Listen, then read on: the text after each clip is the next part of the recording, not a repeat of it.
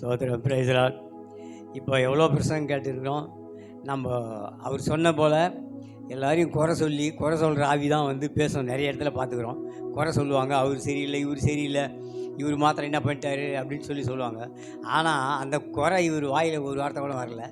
அருமையாக வந்து ஊழியக்காரர்களை உற்சாகம் பண்ணும்படியாக நல்ல வார்த்தையை ஆண்டவர் வெளிப்படுத்தினார்.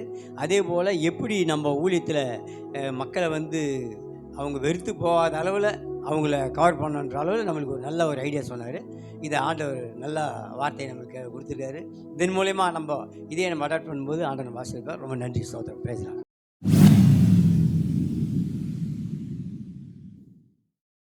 அந்த அகிரிப்பு ராஜாவுக்கு முன்பாக நின்று கடவுளுடைய வார்த்தையை சொல்லும்போது சொல்கிறாரு, அகிரிப்பு ராஜாவே, பெஸ்துவே, உங்களுக்கு முன்பான கடவுளுடைய வார்த்தையை சொல்வதற்கு நான் பாக்கியவானா எண்ணுகிறேன். அந்த மாதிரி பெரிய பெரிய டீச்சர்ஸ் இங்கே இருக்கிறீங்க.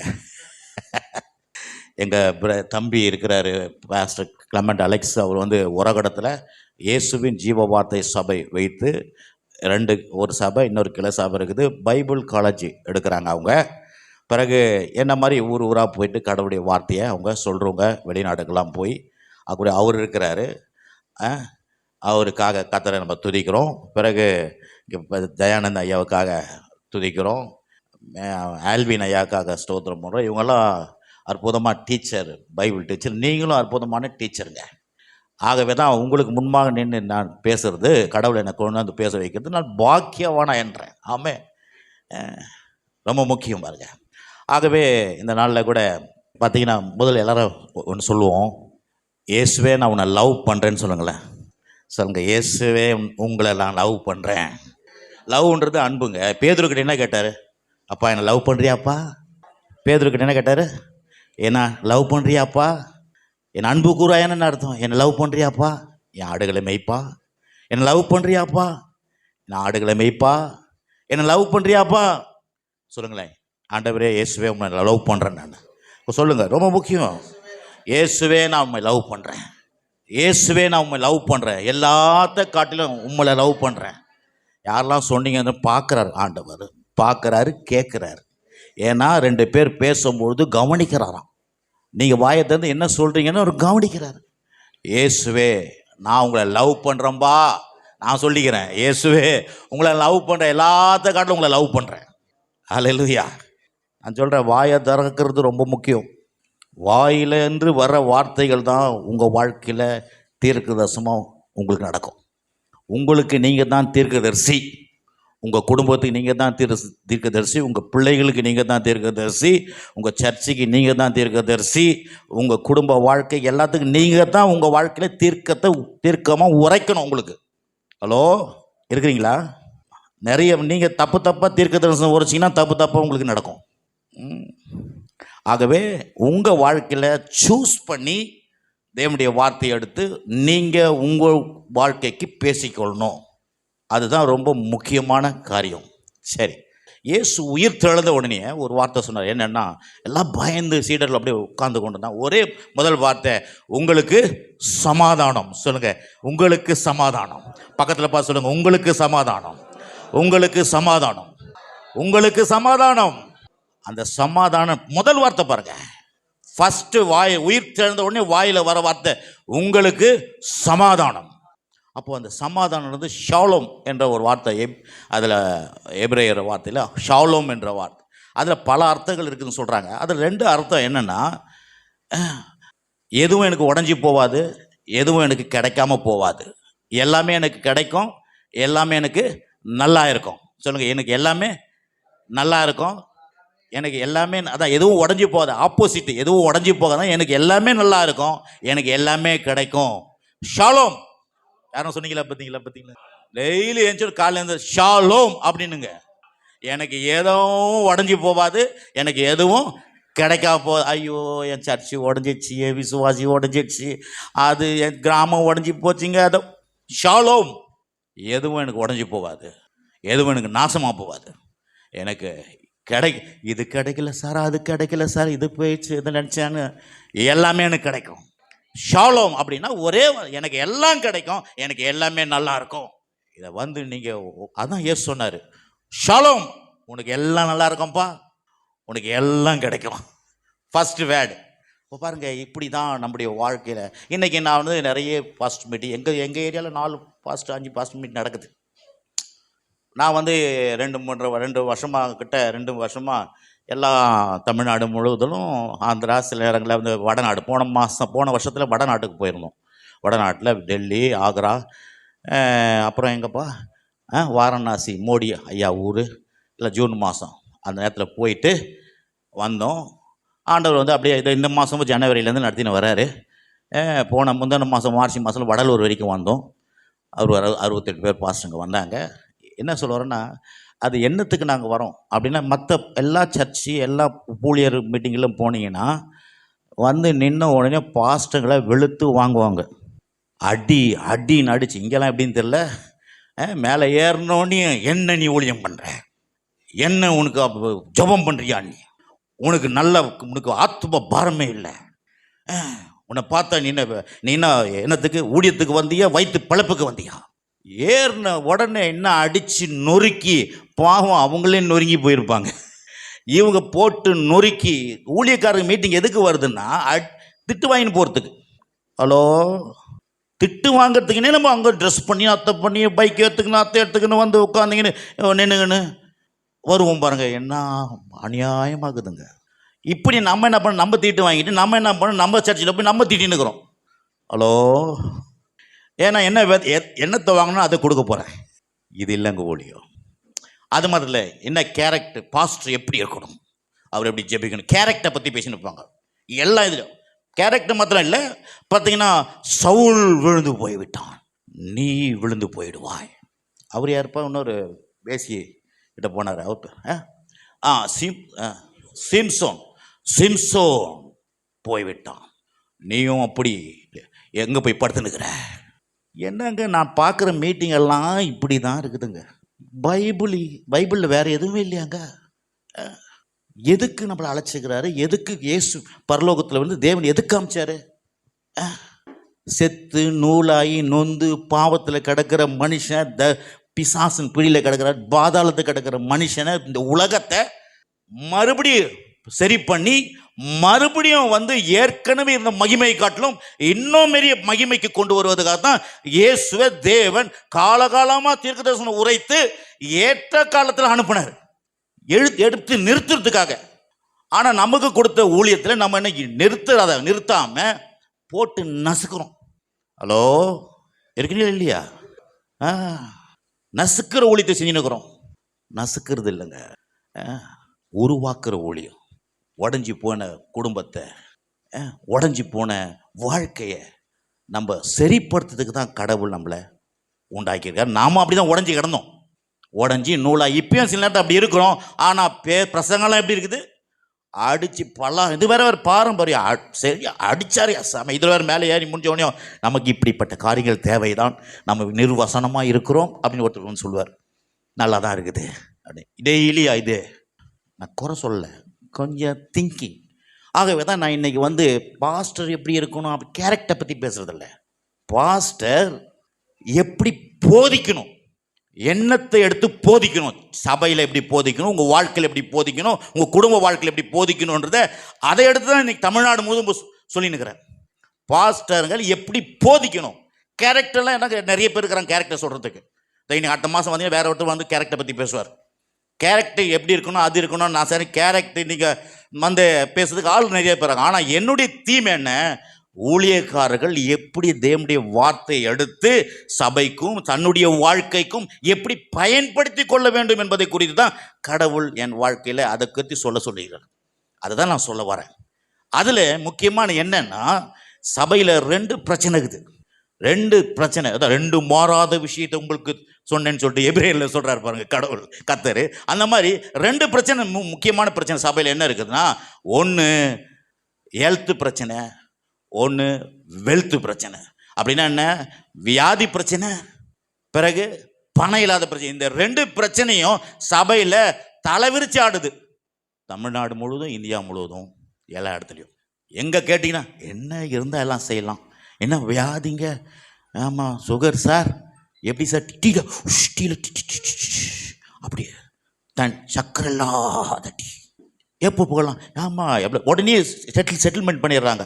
50 ஆன உடனே 40 ஆன உடனே சார் அப்படி செட்டில்மெண்ட் ஆகுறாங்க. எங்கே சாவறதுக்கு? ஏன் அப்படின்னா வெளியே இருக்கிறவங்களாம் 40-45 போயின்னுக்கிறான். சரி, நம்மளும் என்ன பண்ண உடனே உயில் எழுதிடுறது. இப்பயே உயில் எழுதும் போது என்ன தெரியுற அர்த்தம்? நீங்கள் ரெடி ஆகிடுறீங்க சாவறதுக்குன்னு.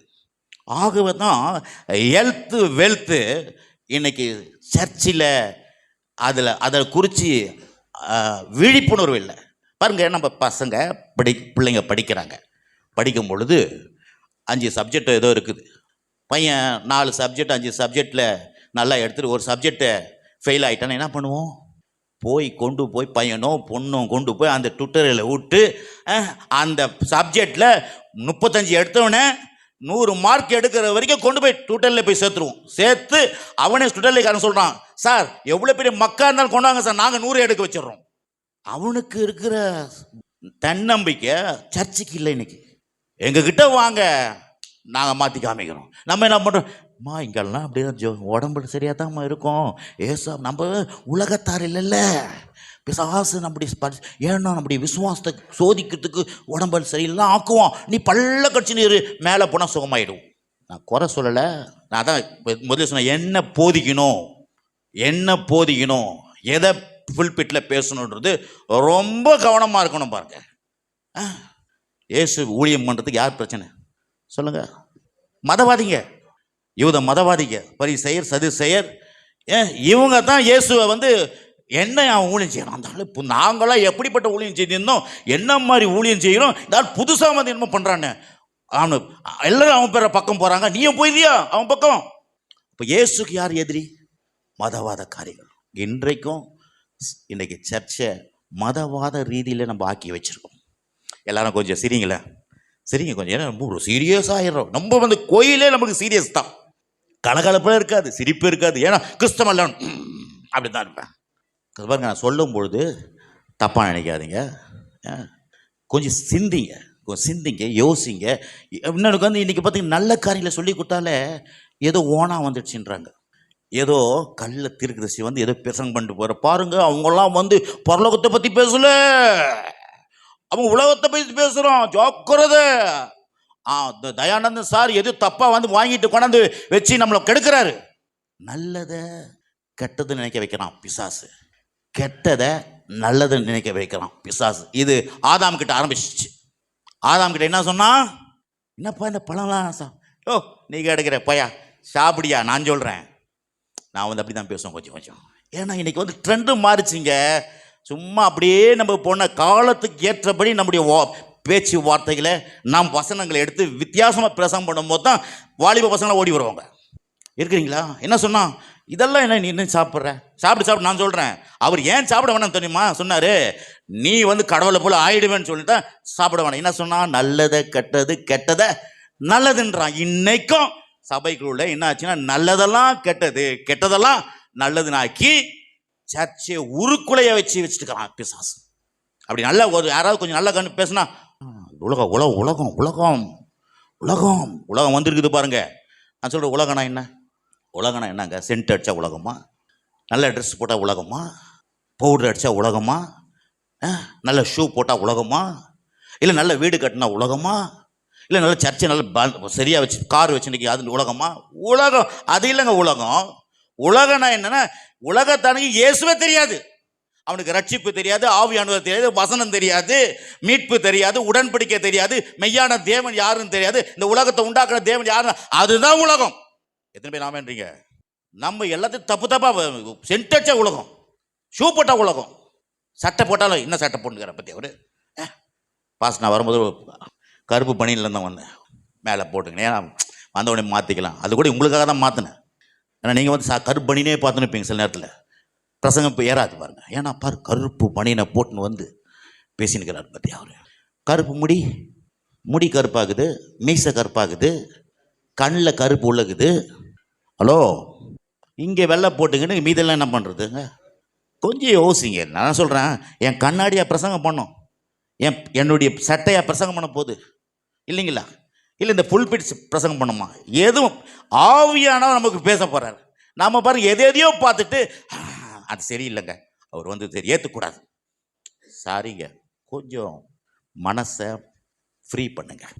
இதெல்லாம் வந்து பாருங்கள், இன்றைக்கி சிஎஸ்ஐ பாரம்பரியன்றோம், ஆர்சிஓர் பாரம்பரியன்றோம். நான் சொல்கிறேன், அவங்களாம் எவ்வளோ மேலு.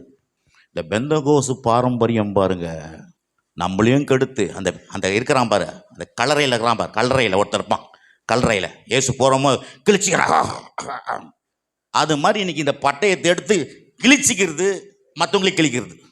ஹலோ அருமையானவர்களே, கொஞ்சம் சிந்திங்க. நான் பாருங்கள், இன்னும் உள்ளே போகல. நான்லாம் இதெல்லாம் கிட்டத்தட்ட ஒரு 10 மணி நேரம் 15 மணி நேரம் பிரசங்கம் பண்ணுவோம். இது வந்து என்ன பெருமைப்படுத்தலை, ஏசு ஏசு ஏசு ஏசு ஏசு தான் முக்கியம். இயேசுவை பற்றி அவர் கல்வாரி சிலுவை ரத்தம் மரணம் உயிர் தேடுதல் இல்லைன்னா இன்னைக்கு சர்ச்சு கிடையாது. அவர் தான் ஒன்றை என்ன பண்ண, ஏன் அவர் உருக்குலைஞ்சாருன்னா நீங்கள் உருவாகிறதுக்காக. அவர் ஏன் உருக்குலைஞ்சு போனார்? ஏன் அவர் முகம் விகாரம் போச்சு? உங்கள் முகம் பிரகாசிக்கும்படி அவரை நோக்கி பார்த்தவர்கள் பிரகாசம் அடைந்தார்னா நம்ம முன்னுக்குறோம்.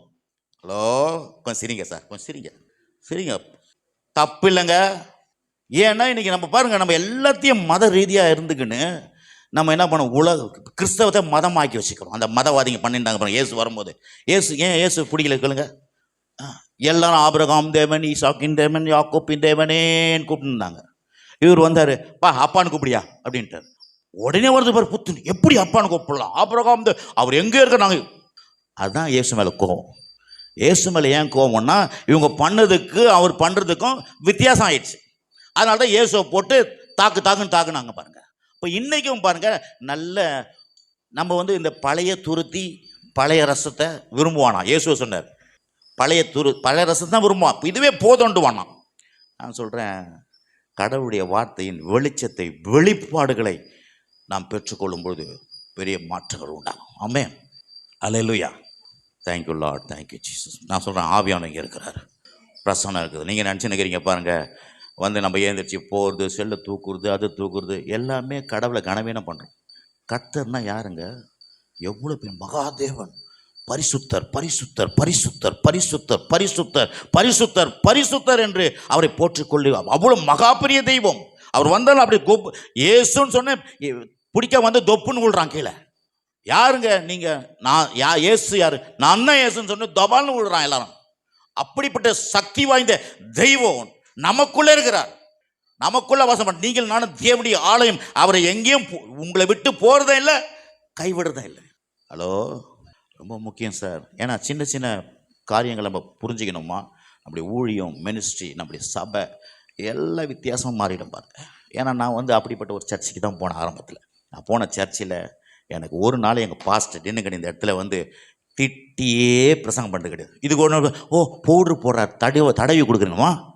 நான் சொல்ல, கர்த்தரை பற்றி ஒன்று கரெக்டாக சொல்லி கொடுங்க, அவன் ஆட்டோமேட்டிக்காக மாறுவான்.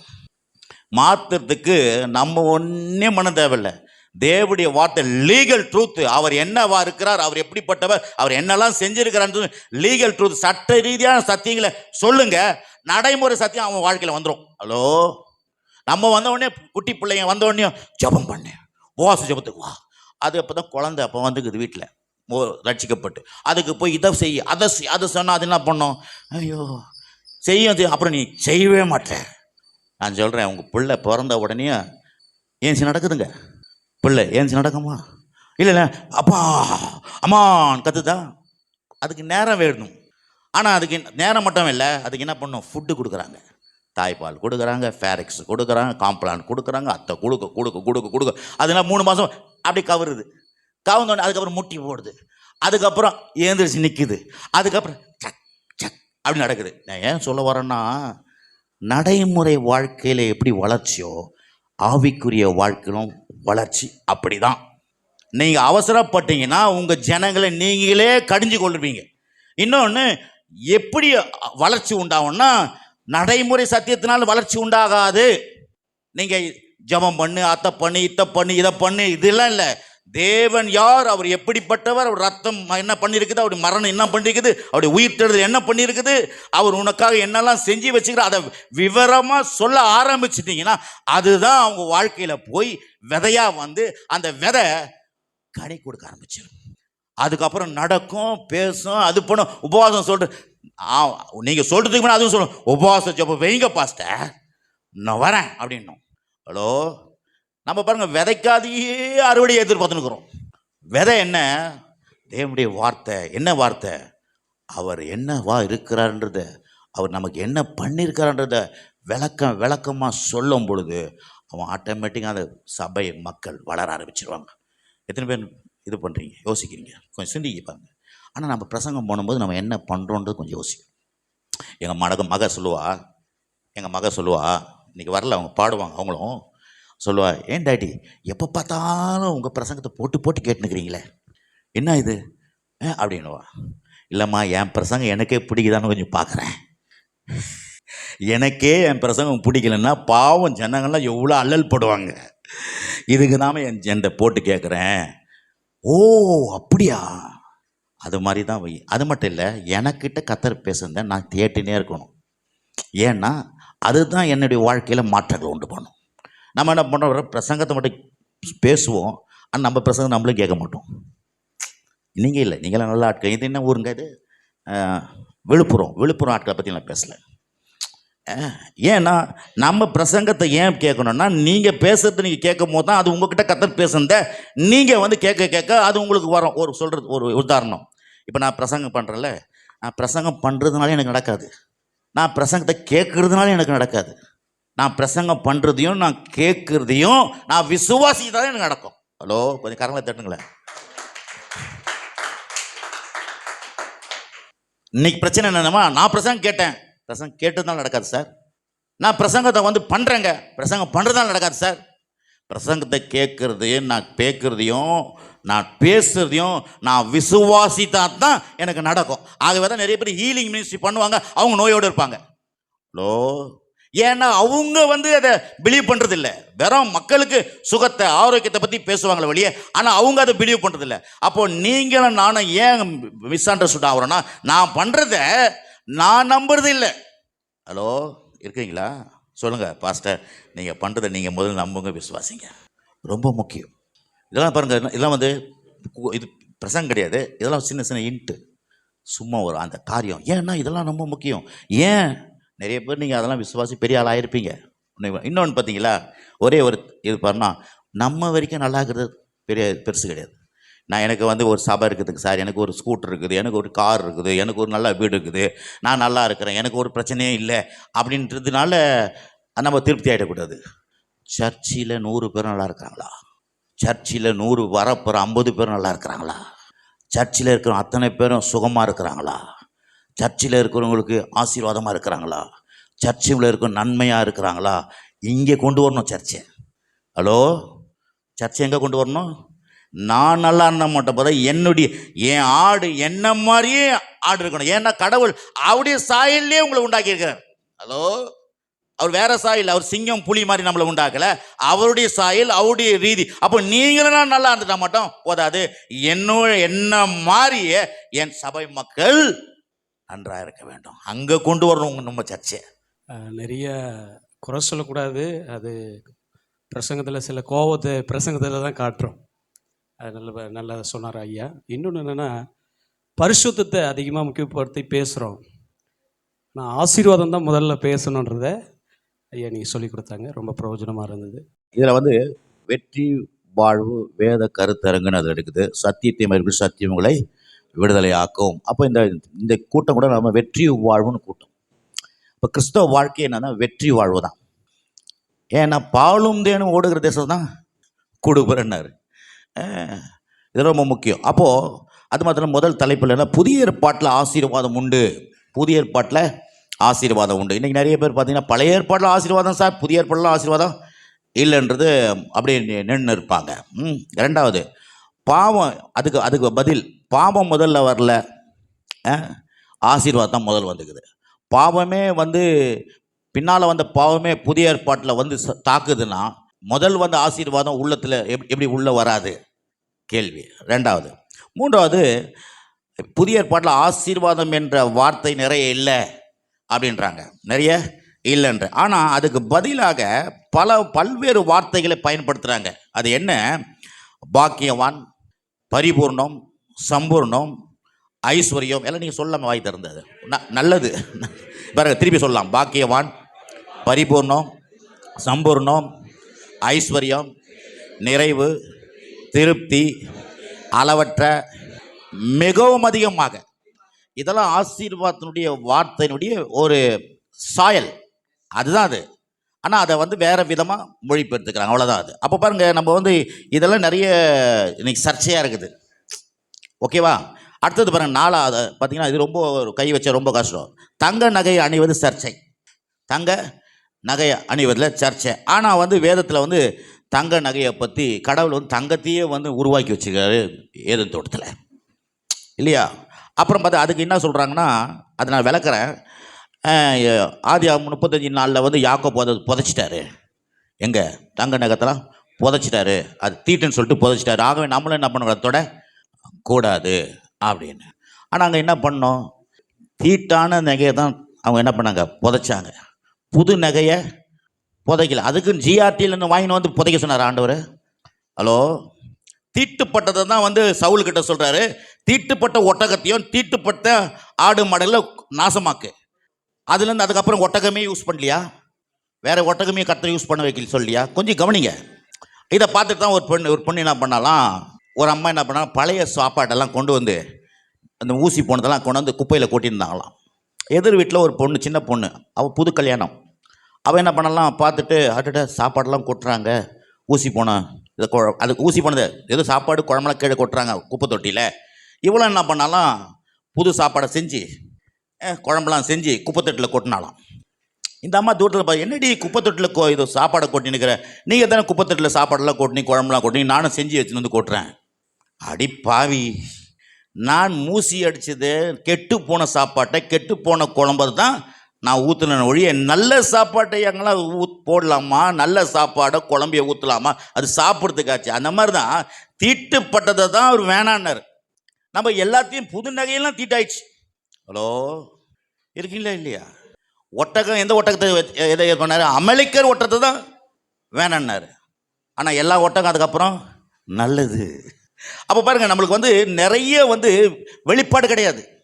நம்ம முன்னோர்கள் ஏதோ ஒன்று சொல்லிட்டு ஏதோ பண்ணிட்டு போயிட்டாங்க. நம்ம என்ன பண்ணுறோம், எது தப்போ, எப்படி பாருங்கள், பிசாசு என்ன பண்ணனா, ஆதாம் கிட்ட தப்பை தான் போச்சான்.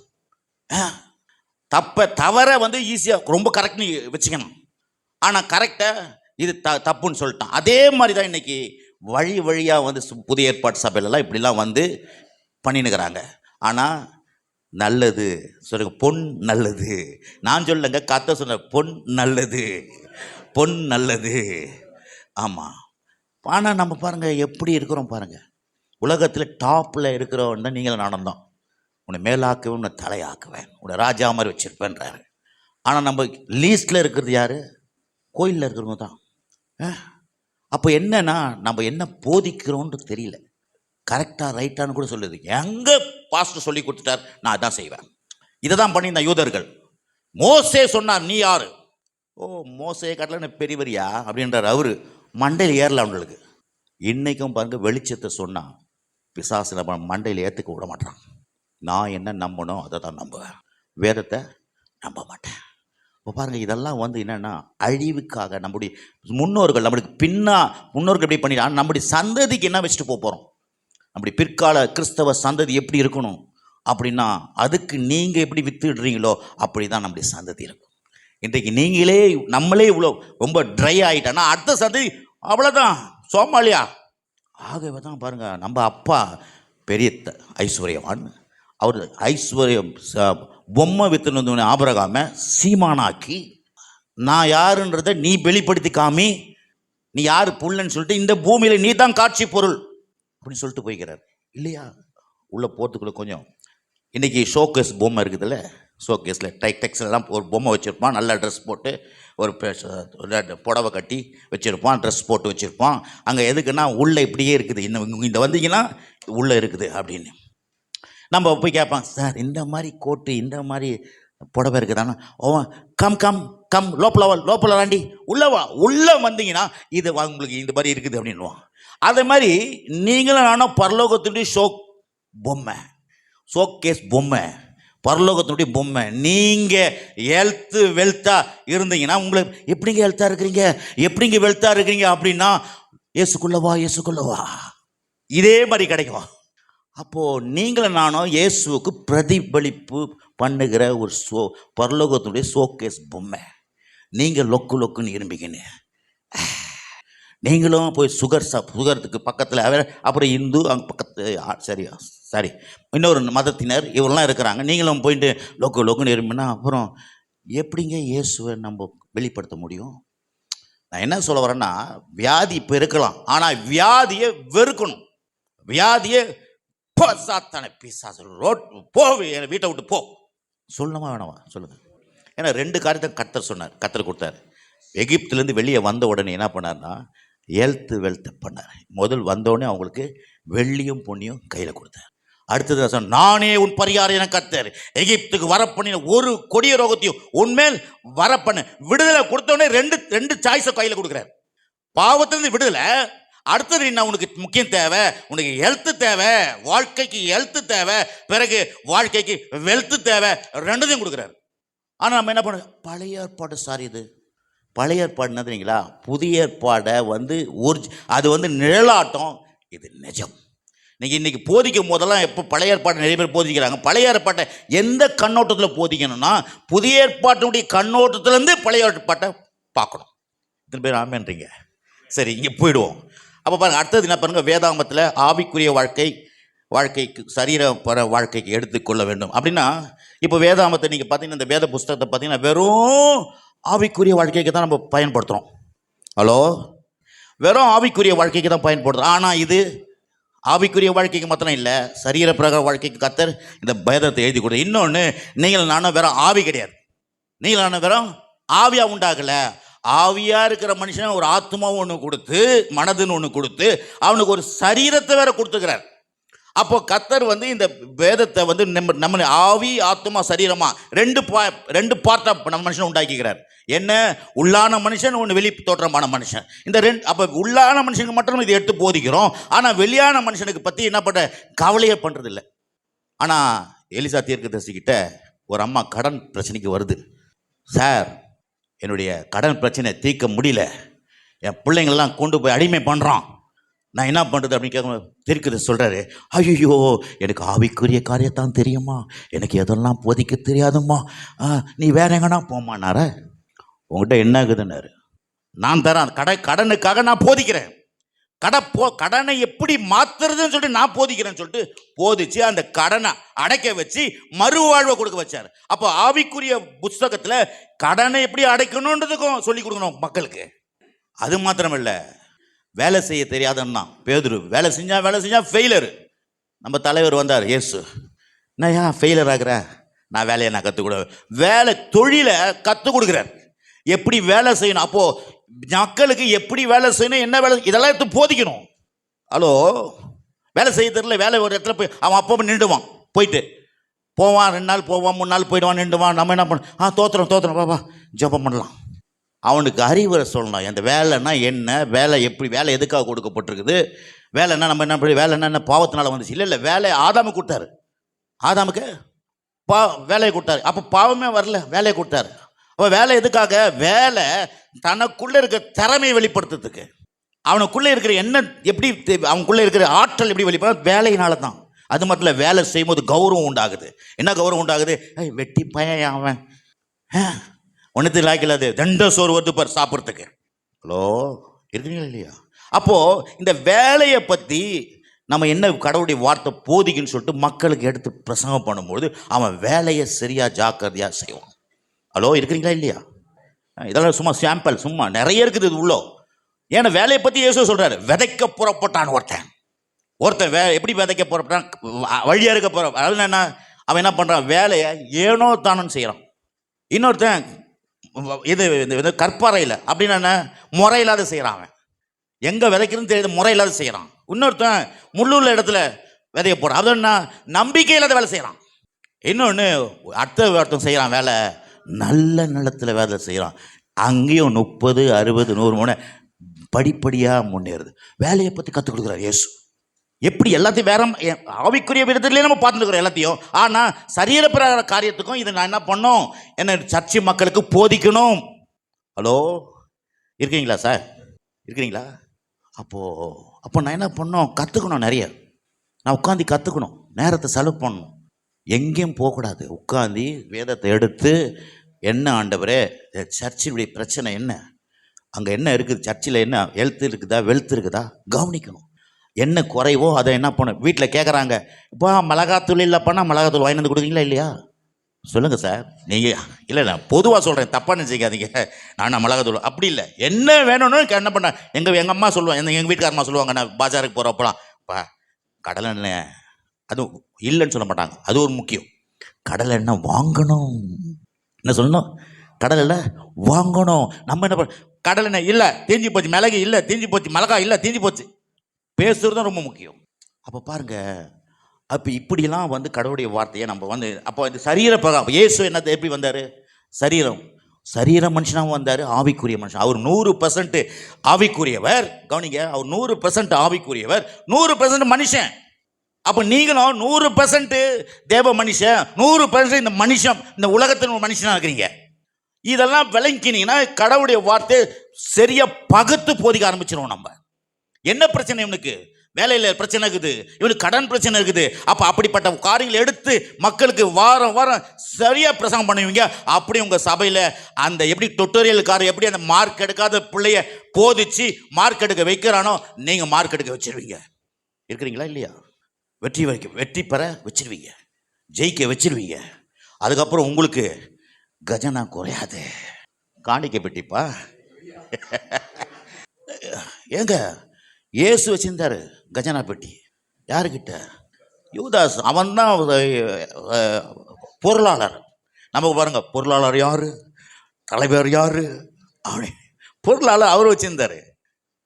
ஆனால் அவன் வாங்கி சாப்பிட்டுன்னு காலி பண்ணிட்டு பாதி அவன் எடுத்து வச்சு சுட்டின்னு வச்சுருந்தான், திருடனான் தான். அப்போ பாருங்க, இயேசுக்கிட்ட ஊழியத்தில் கேஷியரே இருந்தது. நம்ம ஊழியத்தில் கேஷியர்லாம் இருக்கிறாங்களா? ஹலோ, கேஷே வேணான்றப்பான் பார்த்தா சார், நான் குறை சொல்லலை சார், கொஞ்சம் சிந்திங்க சார். கோயில் ஊழியத்துக்கு போகிறது, பாஸ்டர் மீட்டிங் போகிறது கூட கொஞ்சம் யோசிங்க. அங்கே போனால் அந்த பாஸ்டர் வந்தால் என்ன எனக்கு சொல்லித்தராரு, என்னை அடிக்கிறாரா, திட்டுறாரா, இல்லை என்னுடைய வாழ்க்கையில் நான் என்ன பண்ணணும்னு சொல்லி கொடுக்குறாரா? டீச் பண்ணோங்க. என்ன நான் பாருங்க, நம்மளாம் கற்றுக்கணும். நானும் என்ன கற்றுக்கணுன்னா இல்லை, நான் இன்னும் கற்றுக்கிறேன். சும்மா ஒரு கொஞ்சம் தான் தெரியும் எனக்கு, அவ்வளோதான். அதை கற்றுக் கொடுக்குறேன், எனக்கு தெரிஞ்சதை சொல்லிக் கொடுக்குறேன். அப்போ நீங்கள் என்ன பண்ணோம், உங்களுக்கு தெரிஞ்சதை சரியாக சொல்லிக் கொடுங்க. இங்கே வந்து திட்டி என்ன, இதுக்கு ட்ரெயினை போட்டு இதுக்கு வண்டியை போட்டுக்கு நீங்கள் வந்து திட்டி என்ன ஊழியம் செய்கிறீங்க? நீங்கள் சரியில்லை, உங்கள் ஊழியம், நீ ஒழுக்கமாக இல்லை, நீ வந்து யாரோ டெல்லிலாள்கிட்ட பட்டுனுக்கிற போய் தான் பிரசங்கம். அது இவகிட்ட எல்லா பிரசங்கத்தில் அப்படி தான்.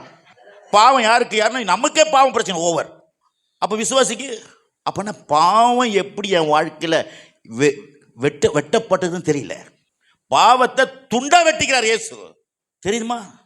நம்ம வந்து சரீரத்தினுடைய கிரியைகளை வச்சுக்கினே நிதானிக்கணும். சரீரத்தினுடைய கிரியைகள் வந்து அது டம்மி ஆகணும்னா உள்ள வெயிட்டான அந்த விதையை போட சரீரத்தின் கீழ் அழிஞ்சிரும்.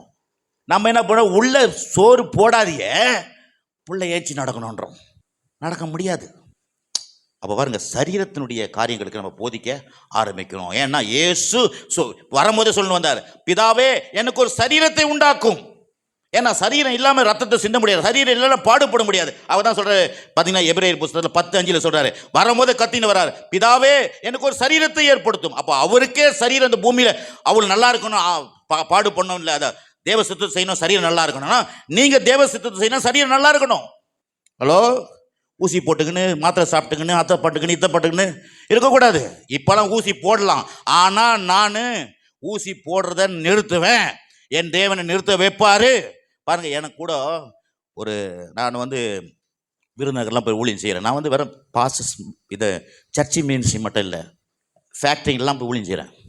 அப்போது அங்கே ஒருத்தர் கிறிஸ்தவ எனக்கு வந்து விக்டர்னு, அவர் என்ன பண்ணுறாருன்னா என் கூட வந்து ஆர்கனைசேஷன் பண்ணுவார். போனால் எனக்கு ஒரு நாள் போனால் எந்தெந்த அங்கே போய் ஆர்கனைசேஷன் பண்ணி எனக்கு எல்லாம் சாப்பாடு கப்பாடு எல்லாமே வண்டி ஃபேருகிற எல்லாமே அவர் தான் ரெடி பண்ணி கொடுப்பாரு.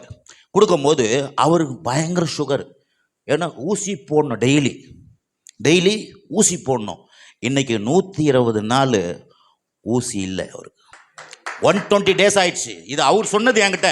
ஐயா உங்க கூட வந்து இந்த வசனத்தை கேட்க நானும் இந்த ஊழியம் பண்ண அவர் வந்து ஒரு டிஎல்சி, அவரும் ஊழியம் பண்ண ஆரம்பிச்சிட்டாரு. அவர் சாதாரண மேனேஜர். அப்போ நம்ம கூட சேரும் போது அவங்க எப்படி ஆயிடுறாங்கன்னா ஃபயர் ஆயிடுறாங்க. நான் சொல்றேன், எல்லா வியாதியும் இன்னைக்கு மறையும். சுகருக்கெல்லாம் எல்லாம் ஒன்னே இல்லாதாகும். ஏன்னா நீங்களும் நானும் தீர்க்க ஆயுசோடு வாழ்வது தேவ சித்தம். நீங்கள் நல்லா ஏங்க நல்லா எல்லாம் ஜெபம் பண்ண முடியாதுங்க. ஒரு பல்லு வழியை ஜெபம் பண்ண முடியுமா? இப்போ கூட ஏங்க ஐயா வரல, டிசென்ட்ரி சார் அதான் வரல. அப்போ சுகம் எவ்வளோ முக்கியம். அப்போ சரீரத்தை குறித்து கேர் பண்ணணும், சபையில் மக்களுக்கு பேசணும். ஓகேவா? ஏன்னா இயேசு வரும்போது என்ன பண்ணாருங்க, வர ஆளெல்லாம் சுகமாக்குனார். 12 வருஷம் வியாதிப்பட்ட பெண்ணு வரவுடனே அப்படியே போய் தொட்டு சோமாவரா. நான் சொல்கிறேன், இப்போ பேசும் பொழுதே இந்த வார்த்தை உங்களை தொடும், சோமாவன். அது காலையில் ஜெபம் பண்ணும்போது கத்துறது ஞாபகப்படுத்துறேன். எனக்கு இந்த தேவனுடைய வல்லமை, இந்த வார்த்தையின் மூலமா ஆவியானுடைய வல்லமை உங்க 12 வருஷமா வியாதிப்பட்ட பெண்ணுடைய அந்த அந்த அந்த வியாதியை கட் பண்ண மாதிரி உங்க வாழ்க்கையில் இருக்க இப்ப இந்த வியாதியை இப்போ ஆவியானவர் கட் பண்றார் பாரு, இயேசுவின் நாமத்தினால. அப்ப சரீரத்தினுடைய பிரச்சனைகளுக்கு நம்ம டீல் பண்ணோம் பாஸ்டர். அதுக்கு தான் அந்த அங்கே போட்டுக்கிறாங்க. அடுத்த பக்கம் மேலோட்டமாக சொல்றது பாருங்க எப்படி இருக்குது. உள்ளே போனோமா டீப்பில் நேரம் பத்தாது. சரி, ரெண்டாவது பேப்பரில் புதிய ஏற்பாட்டில் ஆசீர்வாதம் உண்டு. அது பார்த்தீங்கன்னா அதை வேணாம் சொல்ல முடியாது. எத்தனை லூக்கா புஸ்தகம் 1:28 பார்த்தீங்கன்னா அந்த அம்மா கிட்ட, ஒரு அம்மா கிட்ட, யார், மரியாள் அம்மா கிட்ட என்ன வந்தாங்க. மரியாள் அம்மா என்ன கூப்பிட்றாரு, தேவதூதன், ஆசீர்வதிக்கப்பட்டவளே. ஓ, எடுத்தவனே ஆசீர்வாதம் வருது. நம்ம புதிய ஏற்பாட்டில் ஆசீர்வாதம் இல்லை, எடுத்தவனே இயேசு உள்ள வராரு, உள்ள என்ட்ரு ஆகிறதுக்கு அந்த அம்மாட்ட சொல்ற ஆசீர்வதிக்கப்பட்டவளே. ஃபர்ஸ்ட் 1:28 நீ வாசிச்சு பாருங்க. அந்த பெண்ணுக்கிட்ட தேவதூதன் சொல்ல ஆசீர்வதிக்கப்பட்டவளே. அது சும்மா மேலே. அடுத்தது பாருங்க, ரெண்டாவது ஆசீர்வாதத்துக்கு அளவே கிடையாது. ரெண்டாவது என்னது, ஆசீர்வாதத்துக்கு அளவே கிடையாது. மூணாவது ஆசீர்வாதத்தை கேட்கணும்னா யாக்கோப்பு கிட்ட தான் போய் கேட்கணும். ஹலோ, யார்கிட்ட கேட்கணும்? ஏன்னா அவன் தான் என்ன பண்ணுறான், ஏற்கனவே 2 பரிவாரம் ஆயிஷன் வரான், 2 பரிவாரம் இப்படி பிரித்து விடுறான். பிரிச்சுட்டு நைட்டு போய் ஜெபம் பண்ணுறான், ஆண்டவர் இன்னும் ஆசீர்வாதிக்கணும். ஏங்க ஏற்கனவே பிரித்து அனுப்பிச்சுன்னுக்கிறான். அண்ணன் வரான்னு சொல்லிட்டு ஒரு பகுதி அனுப்பிச்சிட்டு நைட்டு உட்காந்து ஜெபம் பண்ணுறான். நம்ம என்ன பண்ணுறோம், அந்த நைட்டு போராடினான். என்னத்துக்கு போகிறான்னா ஆசீர்வாதம் தாங்கன்றான். நம்ம என்ன பண்ணுறோம், ஐயோ நிறைய கேட்கக்கூடாது சார், கெட்டு போயிடுவோம். யாக்கோப்பு கிட்ட போய் கேட்கணும். நம்ம போய் ரோட்டில் இருக்கிறவங்ககிட்ட கேட்கக்கூடாது ஆசீர்வாதம்னா.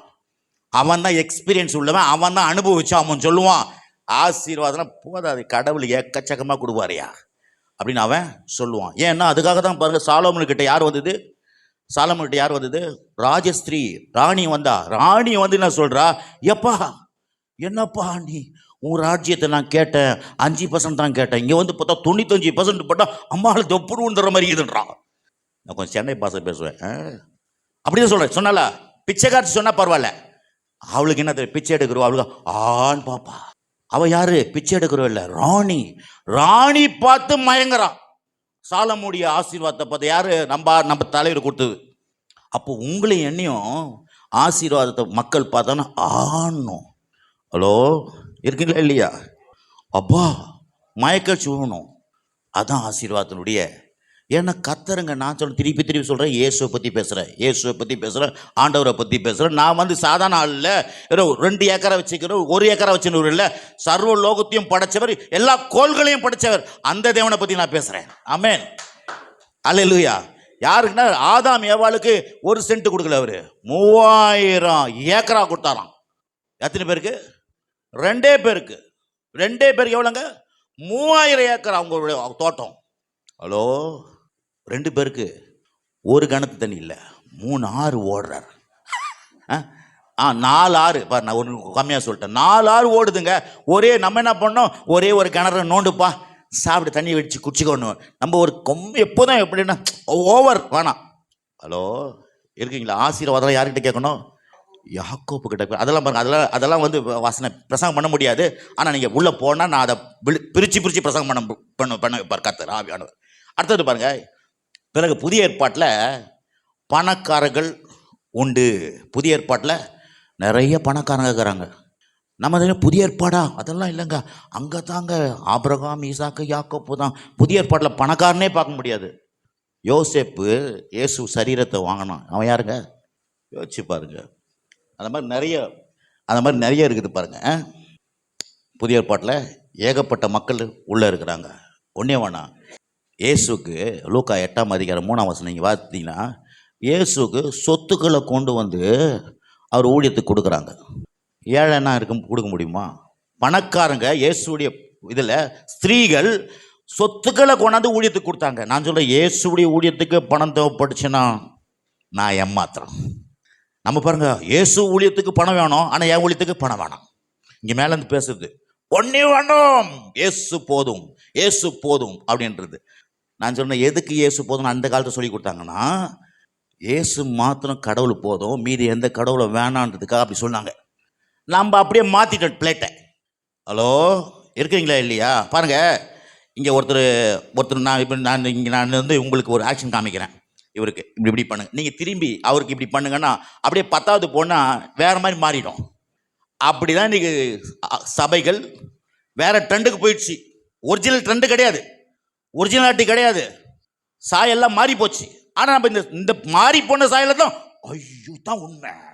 நமக்கும் கடவுள் அறிவு, புத்தி, ஞானம், விவேகத்தை கொடுத்துக்கிறார். வீடு ஞானத்தினால் கட்டப்படும், அறிவினால், அறையினால், இனிமையான பொருட்களால் நிறைந்திருக்கும். அப்போ அனந்த ஞானத்தை தேவன் நமக்கு கொடுத்த சாலோமோனை காட்டிலும் பெரியவர் இயேசு. அவர் நமக்குள்ள இருக்கிறார். அவரே நமக்கு ஞானமும் நீதியும் மீட்பும் பரிசுத்தமாக இருக்கிறார். ஆமேன். இது மேலோட்டமாக சொல்லி முடிச்சுட்டேன். ஓகே. ஆனால் நீங்கள் நினைக்க இப்போ கூட சொல்லுவாங்க, சில பேர் சொல்லுவாங்க, நிறைய சந்தேகம் இருக்குது அப்படின்னு. நான் சொன்னேன், நிறைய சந்தேகம் இருக்கும், ஆனால் கிளியர் பண்ணிக்கணும். கடவுளுடைய வார்த்தையை எடுத்து அது கரெக்டாக இல்லையா, ஒன்றும் இல்லை. என்னென்னா, இப்போ நான் சுகம் வேணுமா ஃபஸ்ட்டு, சுகம் வேணுமா வேணாவா? தேவைகள் இருக்குது. அப்போ கடவுள் அது 4வது அடுத்தது பாருங்கள், இயேசுடைய ஊழியத்தை சந்தேகப்படுறாங்க. 3வது, இயேசுடைய ஊழியத்தை சந்தேகப்படுறாங்க. ஏன் சந்தேகப்படுறாங்கன்னா, இயேசுடைய ஊழியத்தை எதுக்கு சந்தேகப்படுறாங்கன்னா, சில இடத்துல இயேசு வந்து ஆவிக்குரிய அவர் இயேசு என்ன சொல்கிறாங்கன்னா, இயேசுவே என்ன பண்ணுறாங்கன்னா, சில இடத்துல பார்த்தீங்கன்னா இயேசு என்ன பண்ணுறாரு, அந்த சாப்பாடு தேடின்னு வராங்கள்ல, மீன் போட்டு கறி இதெல்லாம் போட்டு ரொட்டி போட்டு வந்த உடனே அடுத்த நாளுக்கு வந்துட்டானுங்க. வந்துட்டு என்ன சொல்கிறாங்க, ஆண்டவரே, ஏயா நீங்கள் அற்புதத்தை கண்டு வரல, நீங்கள் எதுக்கு வந்தீங்க? சோத்துக்காக வந்து. உடனே இதை எடுத்து வச்சுக்கிறது. பாத்தியா, இயேசுவே சொன்னார், நம்ம வந்து சாப்பாட்டுக்காக ஆண்டவரை தேடக்கூடாது.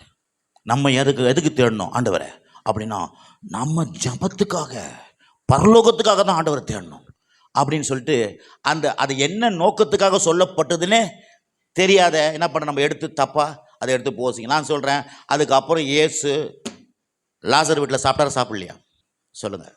அந்த அம்மா வீட்டில் யார், அந்த 2 பேர் கூப்பிட்டாங்களே வீட்டில், சாப்பிடலையா? அவரை வேற சாப்பாட்டுறாமன் வேற சொல்கிறாங்க. போஜன பிரியர், சாப்பாட்டுறாமன். அவர் மாதிரி குடிகாரு, அவரை பற்றினாரு மதுபானக்காரன், ரொம்ப குடிகாரன் பாவன் எல்லாம். அப்புறம் அது மாதிரி பாவிகளையும் சிநேகிட்டேன். பாவிகளை சிநேகிச்சா தான் பாவிக்கிட்ட போய் ஆண்டவரை பற்றி சொல்ல முடியும். நம்ம பாருங்க, பாவி பாவ உலகத்தில் அவர் வந்து தான் நம்மளெல்லாம் மாட்டினார். அவர் மேலே இந்த பிதாவே பாவிகளாகிறாங்க, நான் எப்படி போகிறது? ஹலோ, இருக்கீங்களா? பாருங்கள், கொஞ்சம் இயேசுவின் நாமத்தினால மனதெல்லாம் மாறுவதாக, இயேசு கிறிஸ்து மனதெல்லாம் மாறுவதாக, ஆண்டவரே மறுரூபமாக்கப்படும்படியா நான் கேட்குறேன். ஏன்னா இன்றைக்கி நிறைய நம்ம பாருங்கள், இந்த மனது அரண்கள் உடையணும். நம்ம என்னத்தையோ ஒன்றே வச்சு மனசில் வச்சிக்கனால நம்ம என்ன பண்ணுறோம், வளர்ச்சி அடைய முடியாத அங்கேயே பின்தங்கி இருக்கோம். சபை பின்தங்கி, நாம் பின்தங்கி, கிறிஸ்தவம் பின்தங்கி. இப்போ நம்ம என்ன பண்ணோம், ஏதாவது தருவாங்க, இங்கே இல்லை, அரசாங்கத்துக்கிட்ட போராடுவோம். அரசாங்கமே எங்களுக்கு எதையாவது கொடுங்கள். அரசாங்கம் சொல்லுவாங்க, உங்கள் கடவுள் ரொம்ப பெரியவரியா, என்கிட்ட ஏன் கேட்குறீங்க? பிறகு என்ன, இதில் ஒரு கதை என்னன்னா, ஆண்டவர் ஒரு சிலரை தான் வந்து ஆசீர்வதிப்பார், எல்லாரையும் கிடையாதுங்க அப்படின்னு வந்து அது ஒன்று கதை ஒத்துக்கிறது. நான் சொல்கிறேன், இப்போ யோவான் 1:12 என்ன சொல்லுது, அவரை விசுவாசிகள் அத்தனை பேரும் தேவனுடைய பிள்ளைகள் என்று அவருக்கு அதிகாரம் கொடுத்துக்கார். அப்போ இல்லைங்க, கொஞ்சம் பேர் தேவ பிள்ளைகள், கொஞ்சம் பேர் பிசாசு பிள்ளைகள், கொஞ்சம் பேர் வந்து அவங்கள வந்து வேலைக்காரனை வச்சுப்பேன். கவனிங்க என்ன சொன்னாருங்க, அவர் விசுவாசி அத்தனை பேர்களும் அப்படின்னா அத்தனை பேருக்கும் தேவன் சுகத்தை கொடுப்பார், அத்தனை பேருக்கும் தேவன் ஹெல்த்தை கொடுப்பார். ஏன்னா பிள்ளைகள் எல்லாரும் தான். எத்தனை பேர் ஆமேன்றீங்க? பிறகு ரோமரில் சொல்லுது, ரோமரில் இன்னைக்கு 10-12 என்ன, அவரை தொழுது கொள்ளுகிற யாவரும் ஐஸ்வர்ய சம்மணரா இருக்கிறான்னா என்ன அர்த்தம்? எல்லாரும் எல்லாரும் எல்லாரும். ஐயோ எனக்கு கிடையாது, அதை கொஞ்சம் பேருக்கு ஆர்டர் செய்வாருங்க. மனது தப்பா புரிஞ்சுனுக்குது, மனசு தப்பா புரிஞ்சுனுக்குது. அவரை தொழுது கொள்கிற யாவருக்கும் அவர் ஐஸ்வர்ய சம்மணரா இருக்கிறார். பாருங்க, அப்பனா கர்த்தர் ஒருத்தருக்கு கொடுத்துட்டு ஒருத்தர் கொடுக்கலன்னா யாருங்க அவரு? சொல்லுவாங்கல்ல, இல்லை இல்லை அரசாங்கத்தில் கொஞ்சம் பேர் கொடுப்பாங்க, பாவம் அவங்க அவங்க அரசாங்கம் அவ்வளோதான். கொஞ்சம் பேருக்கு இல்லை இல்லைங்க எங்களால் எல்லாருக்கும் கொடுக்க முடியாது. நான் கர்த்தர் நான் அரசாங்கம் எடுத்து நிற்கிறாரு. அவர் வள்ளல், எல்லாத்தையும் உண்டாக்குனவர். பிறகு டாக்டர் சொல்கிறத நம்ம நம்புகிறோம் இல்லையா, கடவுள் சொல்கிறத நம்ப மாட்டோம். நிறைய நேரம் சொல்கிற ஒரு பாஸ் சொன்னார், டாக்டர்கள் சரீரத்தை எப்படி சுகமாக்கணும்னு படிச்சிருக்கிறாங்க.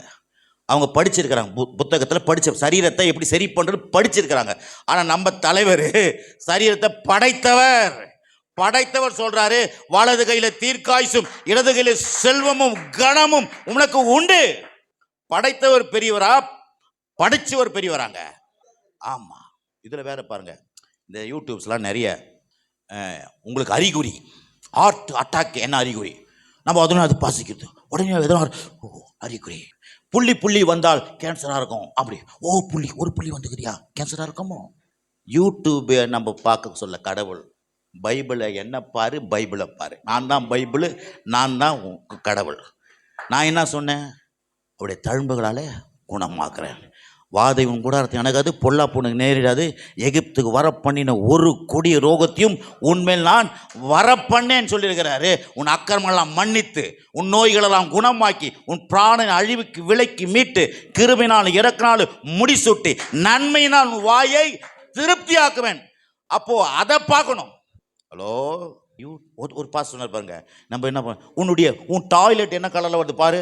50 வயசு ஆன பிறகு பியூட்டிஃபுல் நம்ம பார்த்துனுக்கிறது. வெள்ளை கலரா, மிதக்குதா, உள்ளகுதா, அதுக்கு ஒரு நோயா? நீங்கள் இல்லை, இந்த மாதிரிலாம் இருந்துச்சுன்னா தயவுசெய்து அதெல்லாம் தூக்கி போட்டுட்டு ஒரிஜினல் என்ன, ட்ரூ சத்தியத்தை மாத்திரம் கவனிங்க. சத்தியத்தை நம்புங்க, சத்தியத்தை விசுவாசிங்க. இன்னொன்று தெரியுமா பாருங்க, இப்போ வாசனில் இப்போ சொன்னேன், வாழ வயது போல் சொல்லுங்க கொஞ்சம், வாழ வயது போல் என்ன வாழ வயது போல் ஆக்குவார், இளமை ஆக்குவேன்றாரு, சின்ன பையனை ஆக்குவேன்றாரு. ஹலோ சொல்லுங்க, டெய்லி நான் சின்ன பையனாக இருப்பேன். நான் சொல்ல, என் தேவன் சொல்லிக்கிறேன், நான் சின்ன பையனாக இருப்பேன்.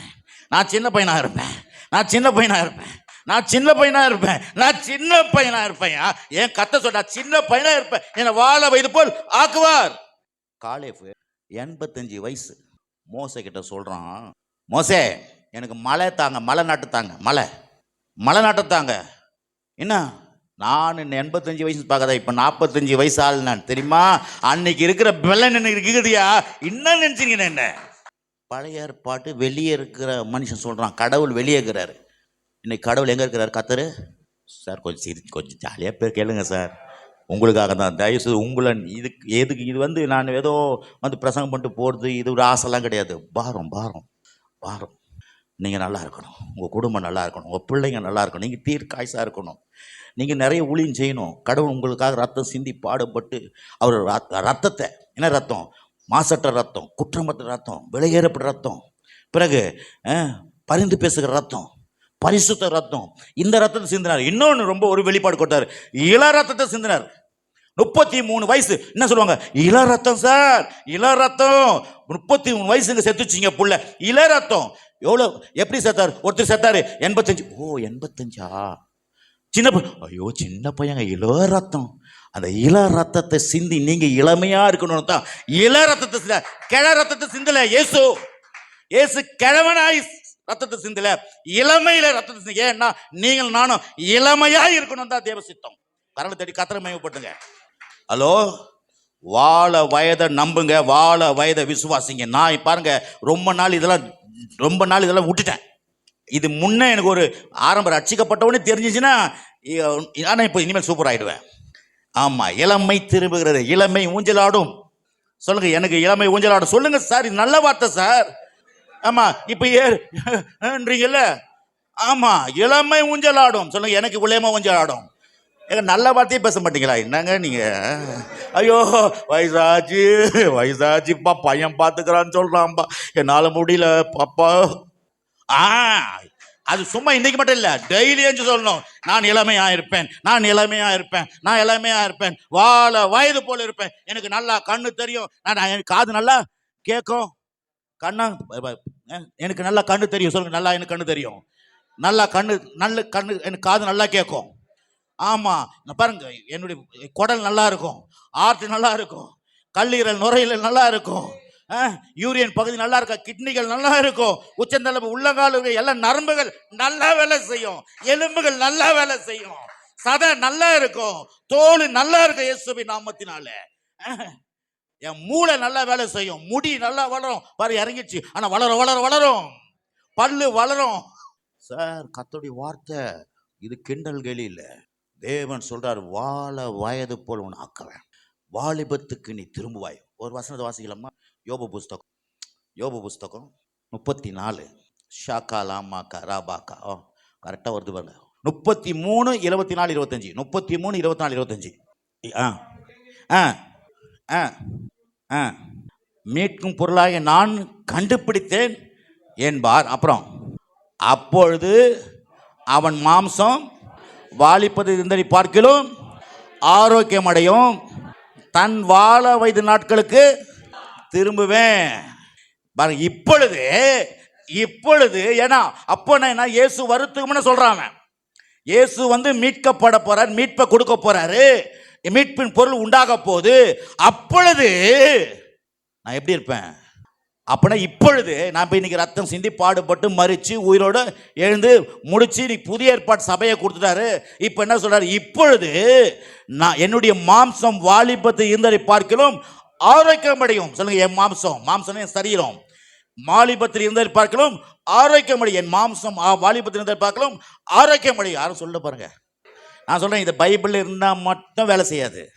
டாக்டர் கொடுக்குறாங்க மாத்திரை மருந்து, உங்கள் வீட்டில் அப்படியே ட்ரீட்மெண்ட்லாம் பண்ணிவிட்டு அப்படியே டேபிள் மேலே வச்சுருவீங்களா? சொல்லுங்கள். சொல்லுவாங்க வீட்டுக்காரமா, அம்மா பா மாத்திரை போட்டியாப்பா, மாத்திரை போட்டியா, காலைல சாயந்தரம் மறந்துட்டியா, எப்படி வர பண்ணி உடம்பு பார்த்துக்கணும். இது மட்டும் இங்கேயே இருக்கணும். பைபிளில் இருக்கும், ஆனால் இதை எடுத்து வாயில் போடுறது கிடையாது. நம்ம என்ன வாயில் போடுறோம்? சுகருங்க எவ்வளோ சொல்லிட்டு அந்த டாக்டர் 260 280 ஏறி போச்சு. நம்ம வந்து மாத்திரையை போட சொன்னால் வியாதியை போடுறோம் உள்ள வாயில். ஹலோ, வியாதியை போட்ட வாதி புர்ரு ஏறுது. அன்றைக்கி பாருங்கள், போன வாரம் ஒரு மீட்டிங்கு எங்கள் வீட்டாண்ட எங்கள் ஏரியாவில் மீட்டிங் போனேன். மீட்டிங் முடிச்சுட்டு வெளியே வரேன், எல்லாம் கை கைன்னு சாப்பிட்ணுக்கிறேன். பாருங்கள், பெல்ட்டு பால் 30 40. இன்னொருத்தர் வராரு. இப்போ தான் வந்தேன், ஒரு 1/2 hour தான் ஆச்சு. ஏன்னா வரணும்ல, நான் தலைவராக இது நான் செயலாளராக இருக்கிறேன்ல. அது என்னது பிபி ஏறிச்சு, கண்ணு தெரியல. இப்பயோ அது நிஜம்தான், ஆனால் சத்தியத்தை சொல். அது உண்மை, ஆனால் சத்தியம் உண்மையை மாத்திரும். உங்களுக்கு சுகர் உண்மை, ஆனால் சத்தியம் உங்களை மாத்திரும். உண்மை ஒரு நாள் மாறும். இன்னைக்கு நான் ஜுரமா இருக்கேன், நாளைக்கு ஜுரமா இருக்க மாட்டேன். ஹலோ, இருக்குங்களா இல்லையா? அப்போ பாருங்க, இங்கே என்ன சொல்லப்பட்டிருக்குதுன்னா, திருப்பி நான் இப்போ சொல்கிறேன். இன்னைக்கு நிறைய பிரச்சனை என்ன தெரியுமா? எல்லாரும் பேதுரு மாதிரி. பேதுருக்கிட்ட ஏசு சொல்கிறாரு கெத்செமனே தோட்டத்தில், எப்பா தம்பி எல்லாரும் ஓட போகிறீங்க என்ன விட்டுட்டு பார் அப்படின்றாரு. ஆண்டவரே, யார் ஓடுவான்றீங்க? எல்லாம் ஓடினாலும் யார் ஓட மாட்டேன்? ஐயா ஓட மாட்டார். இப்படி சொல்கிறாரு. நீ இப்படி தான் பேசும், கொஞ்சம் பொறுத்துங்க. என்ன பண்ணு, அவர் அப்படி தான் சொல்கிறாரு. யார் ஓடினா ஆண்டவரே, நீ என்ன தப்பாக நினைக்கிறீங்க? என்ன நான் என்ன நினச்சிருக்கீங்க? என்ன யார் ஓடனா ஐயா ஓட மாட்டார். அப்படியாப்பா ஐயா? நிஜமாவா ஐயா? இப்போ சேவலை 2 நேரம் போது 3 நேரத்துக்கு என்னை விட்டுட்டு ஓடுவேன், சபிப்பேன் என்ன அப்படின்னாரு. அப்போனா என்ன ஆச்சும்? பேதுருக்கு அது மூளை வேலை செய்யணும். யார் சொல்கிறவர்? 3.5 வருஷம் கூட இருந்து உன் போட்டு காலியாக இருந்தது. அந்த போட்டை எப்படி போய் இப்படி காலையில் போய் இப்படி போடுன்னு சொல்லி நிரப்புனவர் தொப்புன்னு உழுந்து ஏற்றுங்கினேன். அவர் சொல்கிறார கொஞ்சம் யோசிக்கணுமா? காசு இல்லை வரி கட்டுறதுக்கு சொன்னும் போது, போயா கடலுக்கு தூண்டில போடு, அதில் ஒரு வெள்ளி பணத்தை இருப்பேன் பார்த்து அது வரி கட்டுன்னு சொன்னான். அவர் சொல்கிறார். இப்போ 5 அப்பம் 2 மீனை கையில் கொடுத்தாங்க. ஒதுமே போதாதுன்னு சொன்ன 3 அவர் கையில் கொடுத்தோன்னே அவர் அப்படியே 25,000 பேருக்கு பெருக பண்ணாரு. இன்னொன்று காட்டுற நில்லுனா நிற்குது, காட்டு இறையாத அப்படின்னா நிற்குது. அப்படிப்பட்ட தலைவர் சொல்றாரு. இவன் கூட கூப்பிட்டான், ஆண்டவரே நான் வருஷம் பண்ணா வாடான்னாரு. இவன் நடந்து போயின்னுக்கிறான். போன பிறகு அப்படி சுற்றி பார்த்து தொப்புன்னு கேள்வி அப்பயும் தூக்குறாரு. இப்படிப்பட்டவர் சொல்றாருன்னா கொஞ்சம் விஷயம் இருக்கும்பா. ஆமாப்பா எல்லாம் ஓடினாலும் என்ன ஓடாதவதை பார்த்துக்கோ ஆண்டவரே, நீ சொல்றது உண்மைதான் ஆண்டவரே. காலை பிடிச்சிருந்தான்னா கதை வேற. அவன் என்ன பண்ணான்? திமுரு என்ன தெரியுமா? கடவுள் ஒன்று சொன்னா நம்ம வேற சொன்னா தான் திமுரு. நம்மளுக்கு தாழ்மைன்னு எதை நினச்சிருக்கோம் தெரியுமா? ஆண்டவரே நான் பாவிப்பா, ஆண்டவரே அவர் நீதிமான்னு சொல்லி நீங்கள் பாவின்னு சொன்னால் திமுரு. அவர் நீதிமான்னு சொல்லிட்டாருன்னா பேதுரு கதை தான். பேதுரு கொஞ்சம் நினச்சி பாருங்க, சீனில் கொண்டாந்துருங்க அப்பப்போ பேசும்போதெல்லாம். பேதுருக்கிட்ட எப்பா நீ ஓடி உழுவேன்னு சொன்னால் அவன் என்ன பண்ணோம்? ஆமாப்பா அவரு என் பிள்ளைங்க எல்லாம் நீதிமான்னு சொல்லிக்கிறார், ஆண்டவரே பாவி. அப்போ திமுரு. அவர் சொன்னார்னா ஆமேன் அல்லேலூயா சொல்லிட்ட, தலைவர் சொல்லிட்டாரா ஓகேயா அப்படின்னு போயிடணும். அதுதான் தாழ்மை. தாழ்மைனா என்னன்னா நம்ம நினச்சி தாழ்மைனா ரொம்ப தாழ்மையாக ஜெபம் மாட்டாரு. தாழ்மை இல்லை, பெருமை. அவர் சொல்றாரு, அவர் தொழுது கொள்கிற யாவரும் ஐஸ்வர்ய சாமன். நம்மலாம் ஏழை, நம்மலாம் காசு இல்லைங்க, இதெல்லாம் நம்ம அமெரிக்காவில் நடக்கும் சார். ஏதோ பேசிட்டு போனார் கோட்டு முட்டுக்குன்னு, அதெல்லாம் இங்கே நடக்காது. எது என்ன இதுனா வடலூரா? இது என்னது வேணும்? விழுப்புரத்தில் நடக்குமா? அந்த ஆள் இன்னுமே போட்டு ஏதோ காசு வச்சுக்கின்னு இன்னும் அமலை பண்ணுகிறான். நான் சொல்கிறேன், நல்லா புரிஞ்சுங்க. இயேசு சொன்னார்னா சொன்னதுதான். ஒரு வாட்டி சொன்னா 100 வாட்டிலாம் கிடையாது. சொன்னதுதான். ஹலோ, சொன்னதுதான். அவர் உன் அப்பத்தையும் தண்ணீரையும் ஆசீர்வதிப்பார், வியாதியை உன் மத்தியில் விலக்குவார்னா டன்னு. ஆமேன். அவர் தேவனுடைய வார்த்தையில கிறிஸ்துவுக்குள் ஆம் என்றும் ஆமேன் என்றும் இருக்கிறது. அப்போ நீங்க உங்ககிட்ட காசு இல்லாத இருக்கலாம், நீங்க பயிற்சியில் காசு இல்லாத இருக்கலாம். நான் ஐஸ்வர்யவான். ஏன் சொல்றேன்? அவர் சொல்லிட்டாரியா, நான் சொல்லுவேன். இதாங்க தாழ்மை. தாழ்மை என்னன்னா நல்லா புரிஞ்சு. பிறகு பேதுரு ஒன்று பண்ணாரு. ஃபஸ்ட்டு சபை ஆரம்பிச்ச உடனேயும் பாவம் 2 பேர் பணத்தை விற்றுட்டு கொஞ்சம் காசு எடுத்து வச்சுட்டு வந்துட்டானுங்க. யாரு? கிருஷ்ண வீட்டுக்காரு. நம்ம பரிசுத்தவன் எழுதி வச்சுக்கிறாரு. நம்ம பாருங்க எல்லாம் தப்பு புரிஞ்சுக்கிறோம். எழுதி வச்சுக்கிறாரு. நான் சொன்னேன், பேதுரு கொஞ்சம் யோசிக்கணும் அவங்கள பற்றி. என்னை எப்படி கத்தரு நான் மறுதளிச்சுட்டு ஓடினேன், என்னை பிரிஞ்சாலே திரிஞ்சு எப்பா அன்பு கூற உன்னை மண்டிக்கிற ராஜா, வா ராஜா என் ஊடித்தை செய் ராஜா அப்படின்னு சொல்லி நீ எல்லாரும் இழுத்துட்டு வர போனாரு. என்னத்துக்கு? மீன் பிடிக்க நான் போகிறேன் வாருங்கள். எல்லாம் ஓடின பிறகு சொல்கிறாரு, பண்ணிவிட்டு உன்னை திருப்பி உன்னை இழுத்துக்கு வச்சாரு. இப்போ நீ ஃபஸ்ட்டு நீ தான் லீடரு. என் பாவம் அந்த விசுவாசி கொஞ்சம் விற்றுட்டு கொஞ்சம் பணத்தை எடுத்து வச்சுட்டு வந்துக்குது. இவன் யோசிக்கணும், என்னை கடவுள் எப்படி மன்னிச்சாரு. அந்த எண்ணம் அவருக்கு மனசுக்குள்ளே வந்துச்சுன்னா கூப்பிட்டு வச்சுருப்பாரு. பா நீ ரொம்ப சின்ன பையன் தான், இப்போ தான் புதுசாக வந்துக்கிற, சரி கொஞ்சம் எடுத்து வச்சுட்ட, பரவாயில்ல, கடவுள் உன்னை மன்னிப்பார், உனக்கு கடவுள் நான் ஆசீர்வதிப்பார் அப்படின்னு அவர் சொல்லியிருந்தாருன்னா அவங்க செத்துருக்க மாட்டாங்க 2 பேரும். ஆக்கினை தீர்ப்புண்டு வார்த்தைகள் மனுஷனை கொல்லும். நம்ம பேசுகிற அக்னியான வார்த்தைகள் இங்கே பேச கத்துவாங்க. சகோதரி ஜபம் பண்ணுகிறாயா, கடவுள் உன்னை தண்டிப்பா. மேலே நம்மளை தண்டிச்சிருவார். நான் என்ன சொல்ல வரேன்னா, ரொம்ப கவனிங்க. நீங்களும் நானும் கடவுள் இல்லை. இயேசுவா நீங்கள்? நான் இயேசுவா? பலவீனமான பண்டங்க. நம்ம பலவீனமான பண்டம். நம்ம தப்பு பண்ணுறோம், மனசில் தப்பு பண்ணுறோம், எண்ணங்களில் தப்பு. நம்ம பலவீனமான ஆசாரியர்கள். அவர் தான் பிரதான ஆசாரியர், தப்பில்லாதவர், பாவம் இல்லாதவர். அந்த குழந்தைங்க வருதுங்க சபைக்கு, அதுங்களை போட்டு நம்ம ரொம்ப கரெக்டுன்னு மாறி இந்த பேதுரு மாதிரி செய்யாதீங்க. ஹலோ, அதுக்கப்புறம் பேதுரு ரொம்ப ஃபீல் பண்ணியிருப்பார். நம்ம கூட சில நேரத்தில் தப்பு பண்ணிட்டு ஃபீல் பண்ணுறோமா இல்லையா? சரிக்கூடாது, அதனால தான் விசுவாசி போயிடுச்சு. நான் ரொம்ப அவசரப்பட்டேன். என் பொண்டாட்டி பேச்சை கேட்டு சொன்னதுனால போச்சு. அந்தம்மா அப்படியே, ஆமாங்க நம்ம சொன்னது தப்பு தாங்க, ஆமாம் இப்போ வருது தப்பு, பேதுரு ரொம்ப நம்ம சாவடிச்சிட்டோம். ஹலோ, கர்த்தர் நல்லவர் சொல்லுங்க, கர்த்தர் நல்லவர். ஆமாம், நம்முடைய மனக்கண்களை திறப்பாராக. நம்முடைய ஊழியங்கள் ஆசீர்வதிக்கப்படுவதாக, நம்ம சபை ஆசீர்வதிக்கப்படுவதாக, நம்முடைய ஊழியம் பெருகுவதாக.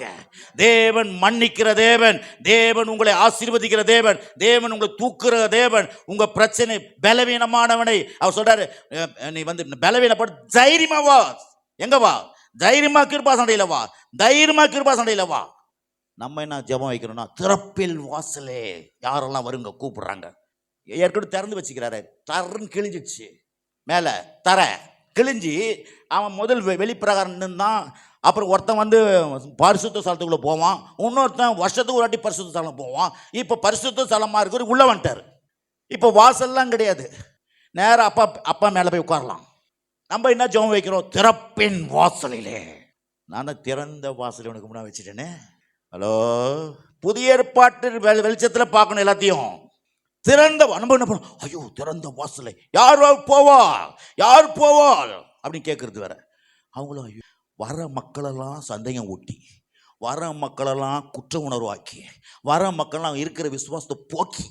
நீங்கள் இல்லை இல்லை இவங்க, நான் இவங்கள சொல்லலை, சாரி. நான் என்ன சொல்ல வரேன்னா, நான் கேரக்டரை பற்றி பேசல, திருப்பி சொல்கிறேன். வேதத்தினுடைய எப்படி அதை பார்க்கணும், ஆவியானுடைய யோசனை, தேவனை போல மற்றவங்களை பாருங்க.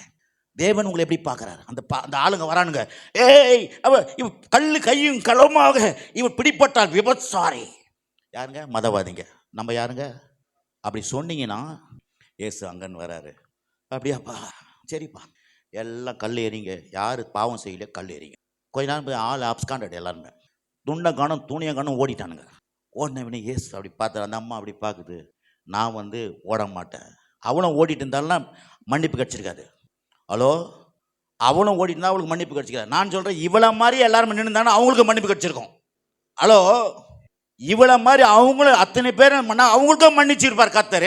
ஆனால் அவங்களாம் நான் நீதிமான குற்ற உணர்வோடு ஓட்டாங்க. நான் சொல்கிறேன், இந்த மாதிரி கர்த்தர்கிட்ட போய் நின்று, அப்பா நான் பண்ணுறது பிரசங்கெல்லாம் தப்பு, சாரி ஆண்டவரே, என்னை மாற்றுங்க ஆண்டவரே, இனிமேல் நான் புதுசாக, நான் புதிய சிருஷ்டிப்பாக, நான் வித்தியாசமான ஒரு மனுஷனாக உம்முடைய பார்வையில் என் ஜனங்களை பார்க்கணும். நீ எப்படி பார்க்குறியோ, உங்களுடைய அகாப்பை அன்பில் எப்படி ஜனங்களை பார்க்குறியோ, ரத்தத்தை சிந்தி பாடுபட்டு மறித்து அதில் கொண்டாந்து அழகாக உட்கார வச்சா நான் அப்படியே திருட மாதிரியே பார்க்குறேன், போலீஸ்கார மாதிரியே. தப்பாக நினைக்காது. ஏன்னா அந்த பார்வை ரொம்ப, நீங்கள் அப்பா எல்லாம் என்ன பண்ணாங்க? அடினாங்க. ஏசு பார்வை வேற, அவரை மன்னியா. பேதுரு கேட்குறான், எத்தனை தரம் ஆண்டவரே நாங்கள் மன்னிக்கணும் அப்படின்னா. ஒன்று ஏசு சொன்னார், 7 அப்படின்னா என்ன கணக்கே கிடையாது. அப்படின்னா என்ன கணக்கே? தேவனுடைய சித்தம் நான் மன்னிப்பு அப்படின்னா உடனே என்ன பண்ணுவாங்கன்னா, ஓ பாவம் செஞ்சு இந்த குறுக்கு கேள்வியை கேட்கக்கூடாது. மன்னிப்பை பெற அவனுக்குள்ள நான் இனிமேல் நல்லவனாக வாழ்வேன்னு எண்ணம் வந்துடும்.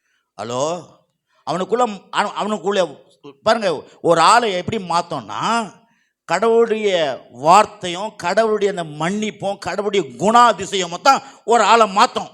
நம்ம கோபம் யாரையும் மாற்றாது, நம்ம எரிச்சல் யாரையும் மாற்றாது, நம்மளுடைய வெறித்தனமான பிரசங்கம் யாரையும் மாற்றாது. இப்போ நான் வெறித்தனமாக பேசலை, கைண்ட்லியாக தான் பேசுகிறேன். என்னன்னா, பாருவை மக்களை இயேசுவை போடுறாங்க. நம்மளாம் தப்பு பண்ணுறோமா இல்லையா? தப்பு பண்ணுறோம். நம்மளை கர்த்தர் மன்னிச்சு இன்றைக்கும் ஊழியக்காரனை வச்சு நடத்துகிறாரு.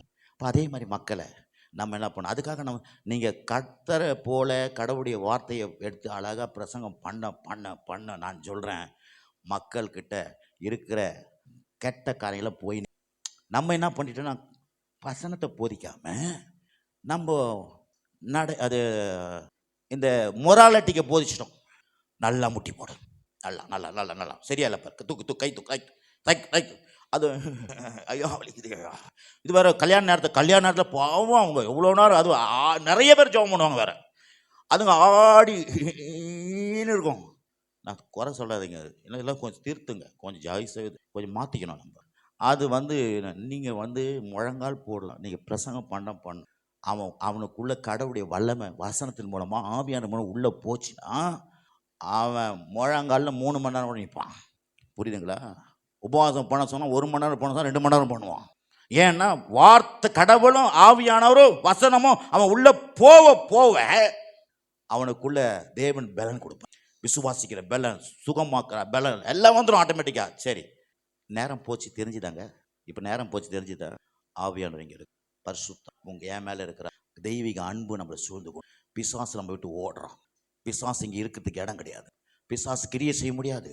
இப்படி கடவுளை பற்றி நீங்கள் உயர்வாக காட்டினீங்கன்னா படத்தை இன்னைக்கு நம்ம நிறைய நேரத்தில் இந்த தேட்டரு புல்பிட் என்ற தேட்டரில் டப்பா படத்தை ஓட்டுறாங்க. இல்லைன்னா சும்மா திட்டுறது, ஊதி போட்டுடுவார், ஊதி போடுவார், அது போடுவார். இப்படி அப்படின்னா என்ன? நல்ல படம் போட்டிங்கன்னா கட்ட ஜனங்க வருவாங்க, ஃபுல்லாகிடும். ஹலோ இருக்கிறீங்களா? நான் என்ன சொல்ல வரேன்னா, இது ரொம்ப முக்கியம் சார். நானும் அப்படி தான் பண்ண பாருங்க. கொஞ்ச நாள் நான் சத்தியத்தை கேட்டுட்டு நான் நல்ல இடத்துக்கு தான் வந்தேன். டிவி ப்ரோக்ராம்லாம் இருக்குதுல்ல, நான் 2004 2006 சொல்கிறேன். டிவியில் ஒருத்தர் போட்டு கேட்க ஆரம்பித்தேன். போட்டு கேட்க அவரும் ஒன்றுவார். அப்படியே நான் கேட்க ஆரம்பிச்சேன்னு பாருங்க. நானும் போய் இங்கே புல்பிட்டில் இருந்து பிரசங்கம் பண்ண பாருங்க. 4 குடும்பம் போயிடுச்சு. சார் இதெல்லாம் சொல்கிறது தான் உண்மை சார். பரிசுத்தவங்க கூட இன்னைக்கு சொல்லி உங்களுக்கு கொடுக்கறதுக்கு வந்துக்கிறாரு. எங்கே பிரச்சனை இருக்குதுன்ட்டு, எங்கே போராட்டம் இருக்குதுன்ட்டு சொல்லி கொடுக்குறாரு.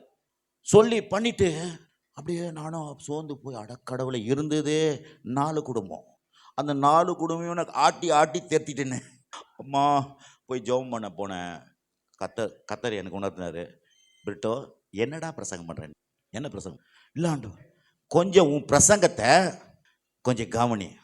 என்னண்ணா நீ அதை ஒருத்தர் சொல்லுவார் அந்த டிவியில். நானும் அப்படியே பண்ணாம இதெல்லாம் நீ என்ன கற்றுன்னு அதை பேசு. அப்போது நம்ம என்ன பண்ணுறோம், நமக்கு என்ன உள்ளே போகுதுன்னு ரொம்ப கவனிக்கணும். புரியுதுங்களா? பாட்டில் உள்ளே போச்சுன்னா அப்படின்னு தான் ஆகிடும் இல்லையா?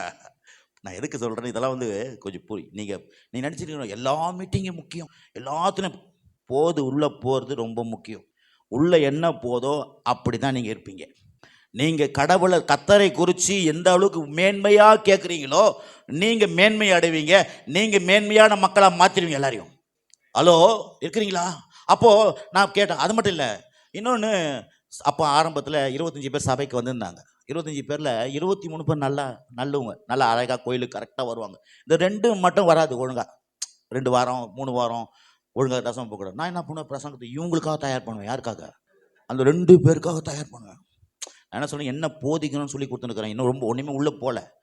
ஆவியான நான் என்னுடைய கைட் பண்ணுறதுன்னு நான் சொல்லினுக்கிறேன்.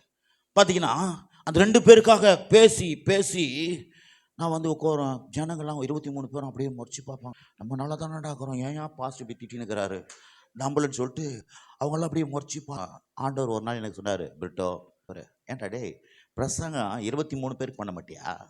நீ அந்த 2 பேருக்கு பண்ணுற, அவங்களுக்கு ஏன் பண்ணுற? இவங்களுக்கு பண்ணி இவன் நல்லா வரான், ஒழுங்காக சபைக்கு வரான், ஒழுங்காக இதுக்கு தசவமாக கொடுக்குறான், கீழ்ப்படியாக எல்லாம் பண்ணுறான். இவங்களுக்காக தேவன் எவ்வளோ நல்லவர், அற்புதமானவர், அதிசயமானவர், ஆச்சரியமானவர். எப்படி உனக்கு திருமணம் பண்ணி வைப்பார், எப்படி உன் குடும்பத்தை கட்டுவார், எப்படி நீ வீடு கட்டுவ, எப்படி வாழ்க்கை மாறும், எப்படி கனி கொடுப்ப, எப்படி கடவுளுக்காக வாழ்வ, எப்படி தசமமாக கொடுப்ப, எப்படி உன்னை உயர்த்துவார், இதை பற்றி சொன்னீங்கன்னா அவன் ஆட்டோமேட்டிக் 2 பேரும் மாறிடுவான். நீ என்ன பண்ணுற, அந்த 2 பேருக்காக பிரசங்கம் பண்ணி இருக்கிறவங்களாம் பட்னி போடுற, இருக்கிறவங்களாம் பனிஷ்மெண்ட் கொடுக்குற. என்னையா நியாயம் விட்டு? அந்த 2 பேருக்கு பிரசங்கம் தேவை. நல்லா இருக்கிற ஆளுக்கு மாத்திரம். இது நல்ல ஆளுக்கு நீங்கள் பிரசங்கம் பண்ணிங்கன்னா அவன் மாறிடுவான். நான் சொன்னேன், இதெல்லாம் ஆவியான கற்றுக் கொடுத்து நம்ம நிறைய நேரம் இப்படி தான் பண்ணுவோம். 2 பேர் அப்போ தான் டேர் தந்து வருவாங்க உள்ளே. அப்போ தான் கர்த்தருக்கு பிடிக்காத காரியங்களை செய்யக்கூடாது. அப்படி தான் ஒரு நாகாலபுரம் ஒரு பாஸ்ட் மீட்டிங் போனேன். பார்த்தா எல்லாம் எழுதி டீ கடையில் உட்காந்துக்கிறாங்க. கவனிங்க, எதுக்கு சொல்ல வரேன்னா, நல்லா உட்காந்துக்கிறாங்க, கொஞ்சம் பேர் நல்லா உட்காந்துக்கிறாங்க. பாஸ்ட் எழுந்திரிச்சு என்ன சொல்கிறேன்னா, இப்படிலாம் செய்யக்கூடாது, அப்படிலாம் செய்யக்கூடாது, கையெழுத்தை போட்டுட்டு அங்கேயும் இங்கேயும் போகக்கூடாதுன்னு. நான் ஏன்ச்சி பிரசங்கம் பண்ணுவோம் சொன்னேன். இவங்களாம் நல்லா தான் இருக்கிறாங்க, இவங்களுக்கு ஏன் திட்டுறீங்க? டீ கடையில் இருக்கிறவங்கள திட்டுங்க. நம்ம மைக் எடுத்தால் யாருக்கு என்ன பேசுறது தெரியுது கிடையாது. அநியாயம் தானே இது? கையெழுத்து போட்டுவோம், அங்கே டீ கடையில் ஜாலியாக பிரசங்க வரான்னு சொல்லி காத்துனுக்கிறான். அவர் வந்து பேர் போகலான்ட்டு அப்படி ஆலமரத்தாண்ட. இவர் இங்கே நல்லா இருக்கிறவங்களை பற்றி இவங்க இல்லைல்ல அதை திட்டுறாரு. இங்கே கையெழுத்து போட்டுட்டு போய்விடலாமா? என்கிட்ட கொடுத்தோன்னே அதான் சொன்னேன் நான். என்ன சார் பாஸ்ட் இப்படி பண்ணி? அவங்களும் சிரிக்கிறாங்க. அப்போ ஆமாயா இப்படி தான் பண்ணுறாங்கய்யா. அதனால எல்லாம் உட்காந்துருக்கும் போது லேட்டாக வரவங்களை பார்த்துட்டு நீர் லேட்டாக வரலாமா கத்த அப்படின்னா இதெல்லாம் அப்படி லேட்டாகும். ஆகவே அருமையானவர்களே, இதோட நான் முடிக்கிறதுக்கு முன்னே நான் ஹெல்த்து வெல்த்து இது ஃபுல்லாக பாருங்கள். வேதம் முழுவதும் ஆசீர்வாதம் இங்கே பாருங்கள். இந்த உலக மக்கள் ஒன்று மட்டும் சொல்லிட்டு முடிச்சிடுறேன். உலக மக்களை யார் ஆசீர்வதிக்கிறது? நம்ம நினைக்கிறோம்னா உலக மக்களை பிசாசு தான் ஆசீர்வதிக்கிறான். நான் சொன்னேன், பிசாசு ஆசீர்வதிக்கவும் முடியாது. அவங்ககிட்ட திருவோடு தான். திருடன் கொல்லவும் அழிக்கவும் வருகிறான், வேறு ஒன்றுக்கும் வரான். ஏன்னா நீங்கள் இப்போ தலையாட்டுறீங்க. ஆனால் சில நேரத்தில் என்ன பேசணும், வண்டி போயிடும் மேலே கட்டு கொணங்குறோம் பார்த்தியோம், அவனுக்கு எவ்வளோ பெருசாக தராரு ஆண்டவர், பிசாசு தரான்னு. பிசாசு தரல, கடவுள் தான் எல்லாம் தரார். எப்படின்னு சொல்கிறீங்களா? பார்த்தீங்கன்னா ஆபிரகாம் என்ற ஒரு மனுஷன்தான், நான் முடிக்கிறேன். ஆபிரகாம் என்ற ஒரு மனுஷன்தான். அந்த மனுஷனுக்கு சண்டை போட்டு வரான், லோத்தெல்லாம் மீட்டுட்டு. அப்போ மெல்கி சேதக்கின்ற ஒருத்தர் வரான். வந்த பிறகு அவனுக்கு தசமபாகம் காணிக்க கொடுக்குறான். அவனுக்கு உடனே அப்போ தசமபாகம் கொடுக்குறான். முக்கியமான சத்தியம் சொல்கிறேன், ஏன்னா நிறைய வெளிச்சம் வேணும். கொடுக்குறான். கொடுத்த உடனே அங்கே எபிரேயர் சொல்கிறாரு, ஆபிரகாம் மூலமாக லேவி கொடுத்தானாம். ஆபிரகாமே மூலமாக லேவியே தசமபாகம் கொடுத்தான்னு சொல்கிறார் எபிரேயர் ஆசிரியர் எழுதுறாரு. அப்படின்னா என்ன, இன்னும் ஆபிரகாம் குழந்தை பிறகுல, ஈசாக்கு வரல, ஈசாக்கு அப்புறம் யாக்கோபுக்கு அப்புறம் 12 கோத்திரம். அந்த 12 கோத்திரத்தை 3வது ஆள் தான் லேவி. இன்னும் வருவே இல்லை.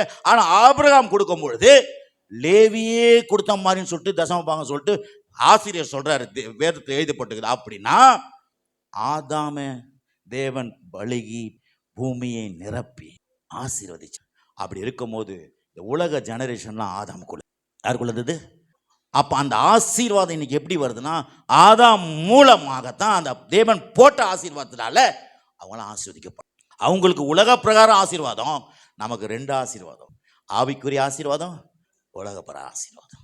அப்போ இதெல்லாம் நம்ம கிளியராக புரிஞ்சுக்கினீங்கன்னா ஆசீர்வாதத்தை பழிச்சு பேச மாட்டோம். சரி, கடைசியாக ஆதியாம் புஸ்தகத்தை நம்ம எடுத்து ஒரே ஒரு வசனம். ஆதியாம் புஸ்தகம், எனக்கு வசனமே எடுக்கல, ஆனால் எல்லா வசனம் தான் பேசினேன். ஆதியாம் புஸ்தகம் பாருங்க, 1ஆம் அதிகாரம். ஏன்னா இன்னைக்கு பரிசுத்தமா ஆசீர்வாதமா அப்படின்னா நம்ம என்ன நினைப்போம்னா பரிசுத்தம் அப்படின்னு. ஆனால் பரிசுத்தம் எங்கேருந்து வருதுன்னு பார்க்கலாமா? பரிசுத்தம் எங்கேருந்து வருதுன்னு ஒரே ஒரு வசனத்தை வாசின நீங்களே வாசிங்க. 2ஆம் அதிகாரம், ஆதியாம் 2ஆம் அதிகாரம் 3ஆம் வசனம். தேவன் தாம் சிருஷ்டித்து உண்டு பண்ணின தம்முடைய கிரிகள் எல்லாம் முடித்த பின்பு அதில் ஒழிந்திருந்தபடினால் தேவன் 7ஆம் நாளை ஆசீர்வதித்து அதை ஆசீர்வாதம் தான் பரிசுத்த கொண்டு வரும். இயேசு ஆசீர்வாதமான தேவன், அவர் உள்ள வந்தால் தான் பரிசுத்தமான வாழ்க்கை மாறும். ஸ்திரீகளுக்குள் ஆசீர்வதிக்கப்பட்டவளே, ஆசீர்வாதம் எங்கே இருக்குது? ஆசீர்வாதத்துக்குள்ள தான் பரிசுத்தமே. அவன் அந்த நாளை ஆசீர்வதித்து அந்த நாளை பரிசுத்தமாக்கினார். அப்போ பாருங்க, நம்ம என்ன பண்ணிட்டோம்னா பரிசுத்தத்தை டாப்ல தூக்கி வைக்கிறோம். நான் சொல்கிறேன், ஆசீர்வாதம் வந்தால் தான் பரிசுத்தமே முளைக்கும். ஹலோ, இருக்கிறீங்களா இல்லையா? என்ன சொல்கிறாங்க, எப்பா ஆசீர்வதிக்கப்பட்டவர்களே உள்ளே வரும். ஏன்னா ஆசீர்வதிக்கப்பட்டவன் தான் பரிசுத்தம் ஜாதி. ஆகவே எனக்கு அருமையானவர்களே, இந்த மத்தியான வேளையில் சின்ன சின்ன காரியங்களை உங்களுக்கு கடவுள் சொல்லி கொடுத்துருப்பாரு. அதை பிடிச்சிக்குங்க. ஒன்று கத்தரை போல பாருங்க ஜன. நீங்களும் ஆசீர்வாதமாக இருக்கணும், மக்களும் ஆசீர்வாதம். இன்னொன்று ஏராளம் தாராளமாக இருக்கிறதா தேவ சித்தம். ஏன்னா கொடுங்கள் அப்பொழுது கொடுக்கப்படும், அமுக்கி குலுக்கி சரிந்து விழும்படி நன்றாக அழுந்த மக்கள் உங்கள் மடியில் கொட்டுவார்கள். எங்கள் ஜனங்க அப்படி தான் எனக்கு கொட்டுறாங்க. நம்ம கூட பாருங்கள், இந்த காணிக்கை பெட்டி எப்படி எடுத்துன்னு போகுதுன்னா அது தவுளூண்டு அதை தூக்கின்னு போகிறது. அவன் 4 எட்டனா தான் போடுவான். நாங்கள் இவ்வளோ பெரிய டப்பா தூக்கின்னு போவோம் பெருசாக. அந்த டப்பாவில் வந்து 200-500 ரூபா கட்டு போகிற மாதிரி இருக்கும். ஏன்னா ஃபெய்த்து நம்ம சின்னதாக போய் எட்டனா கூட உள்ளே போகாது. அப்போது என்ன சொல்ல வரேன்னா, பேர் எழுதாதியே. இன்னும் நான் கவர் அடிக்கலை, 20 வருஷம் ஆச்சு, இன்னும் கவர் அடிக்கலை. என்ன கவர் சொல்லுங்கள்? தசமபாகம் அடிக்கவே இல்லை. ஆனால் ஜனங்க ஒயிட் கவர் மட்டும் சும்மா வச்சிருப்போம். ஆனால் ஜனங்க அதை கூட எழுதாத சுருட்டிட்டு 3000, சுருட்டிட்டு 7000 போட்டு போவோம். ஏன்னா நான் தேவனுடைய வார்த்தையை பியூர் வெஜிடேரியன் மாதிரி பியூரா மக்கள், கடவுள் யார், அவர் எப்படிப்பட்டவர், அவர் எப்படி உன்னை ஆசீர்வதி, எப்படி உன்னை தூக்கி எடுத்துக்கிறான்னு பியூரா சொல்லும்பொழுது அவங்க பியூரா செய்கிறாங்க எல்லாத்தையும். ஹலோ, இன்னைக்கு காலையில் கூட, நேற்று காலையில் நான் ஒருத்தருக்கு தசமபாகம் கொடுத்தேன். என் கையிலேருந்து 3 வார்த்தை சேர்த்து வச்சு ஒருத்தருக்கு கொடுத்தேன். காலையில் நான் நேற்று காலையில் 10 மணிக்கு கொடுக்கும்போது அந்த தவிர என் கட்ட 1 நயா பைசா கூட கிடையாது. அப்படியே எடுத்து அவர் கையில் கொடுத்தேன். இன்னைக்கு இவ்வளோ தூரம் வரத்துக்கான எல்லா தேவைகளையும் கர்த்தர் 24 ஹவர்ஸ் சந்திச்சார். 24 ஹவர்ஸ், 12 ஹவர்ஸ் 8 ஹவர்ஸில். ஹலோ, இருக்கிறீங்களா இல்லையா? அப்போது உங்கள் தசமபாகங்களை சரியாக செலுத்துங்க. உங்கள் தசமபாகம் கரெக்டாக, தசமபாகங்கள் எல்லாம் ஆபரகம் செலுத்தலாம். உங்கள் தசமபாகங்கள்லாம் செலுத்தும் போது பண பிரச்சனை உங்களுக்கு, சுகத்துக்கு விசுவாசிங்க. தேவனுடைய வார்த்தையை ஆழமாக, சின்ன பையனாவன் நான் சின்ன பையன் வாழ வயது போல இருப்பேன்னு சொல்லி விசுவாசிங்க. தேவனுடைய வார்த்தையை மாத்திரம் பேசுங்க. பேதுரும் மாற்றி பேசாதீங்க. ஹலோ, பண்ணும்போது கர்த்தர் உங்களை ஆசீர்வதிப்பார். கர்த்தர் நல்லவர், அவர் கிருபை என்றும் உள்ளது. அற்புதமான தேவனுடைய வார்த்தையை கேட்டோம். தேடுங்க, பிரசங்கத்தை எப்படி செய்யணும், வேதத்தில் எல்லாம் இருக்குது, இதுவும் வேதத்தில் இருக்குது அப்படின்னு சொல்லிட்டு அதை எடுத்துக்கொள்ளக்கூடாது, சரியான விதத்தில் எடுத்துக்கொள்ளணும். அப்படிதான் என்னுடைய மைய பிரசங்கம். அற்புதமான காரியங்கள். ரெண்டாவது, அவர் சரீர சுகத்தை குறித்து பேசினார். ரொம்ப அற்புதமான காரியம். சரீர சுகத்தை குறித்து பேசினார். ரொம்ப அற்புதமானது. ஏன்னா இன்றைக்கு சரீர சுகம் மிக மிக அவசியம். சரீர சுகம் தான் என்ன பண்ண முடியும், தேவனுக்கு நம்ம ஓட்டத்தை ஓட முடியும். நம்ம ஆவியை மாத்திரமல்ல, சரீரத்தையும் நம்ம என்ன பண்ண வேண்டும், புதிய ஆசீர்வாதங்களை எடுத்துக்கொள்ள வேண்டும். நம்ம சரீரத்துக்கு ஆசீர்வாதம் நெக்லெக்ட் பண்ணவே கூடாது அப்படின்னு சொல்லி ரொம்ப அற்புதமான வார்த்தைகள். கர்த்தர் கொடா கோடி ஸ்தோத்திரம். அது மாத்திரமல்ல, வேதம் சொல்லுது பாருங்க, புதிய ஏற்பாட்டு ஊழியத்துக்கும் பழைய ஏற்பாட்டு ஊழியத்துக்கும் ரொம்ப டிஃப்ரெண்ட் இருக்குது.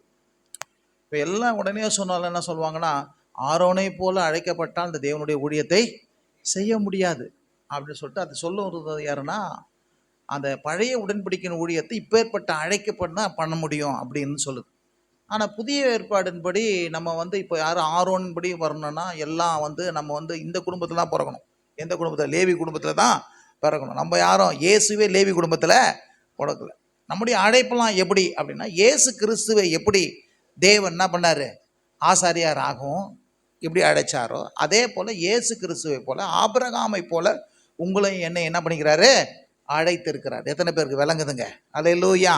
இயேசு கிறிஸ்துவை ஆண்டவரா ரட்சகரா என்று நம்ம ரட்சிக்கப்பட்டிருக்கனால, இப்படிப்பட்ட மெல்கிசேதேக்கு எப்படி நம்மளை அழைக்கப்பட்டிருக்கிறாரோ அதே போல் நம்மளை என்னது முன்புலம் பின்புலம் தெரியாத எந்த விதத்திலும் கர்த்தர் நம்மளை என்ன பண்ணிக்கிறாரு, அழைச்சி தேவனுடைய ஊழியத்துக்கென்று நிலைப்படுத்துக்கு. இப்போ ஆரோன்னு சொல்லின்னு கூடாது.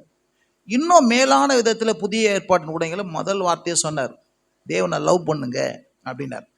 அப்படின்னா ஊழியம்னா அப்படின்னா என்ன அப்படின்னா, இயேசு சொன்னார் என்னன்னா, என்னில் நீ அன்பா இருந்தால் என் ஆடுகளை என்ன பண்ணுவ, நீ மேய்ப்பாய் அப்படின்னா.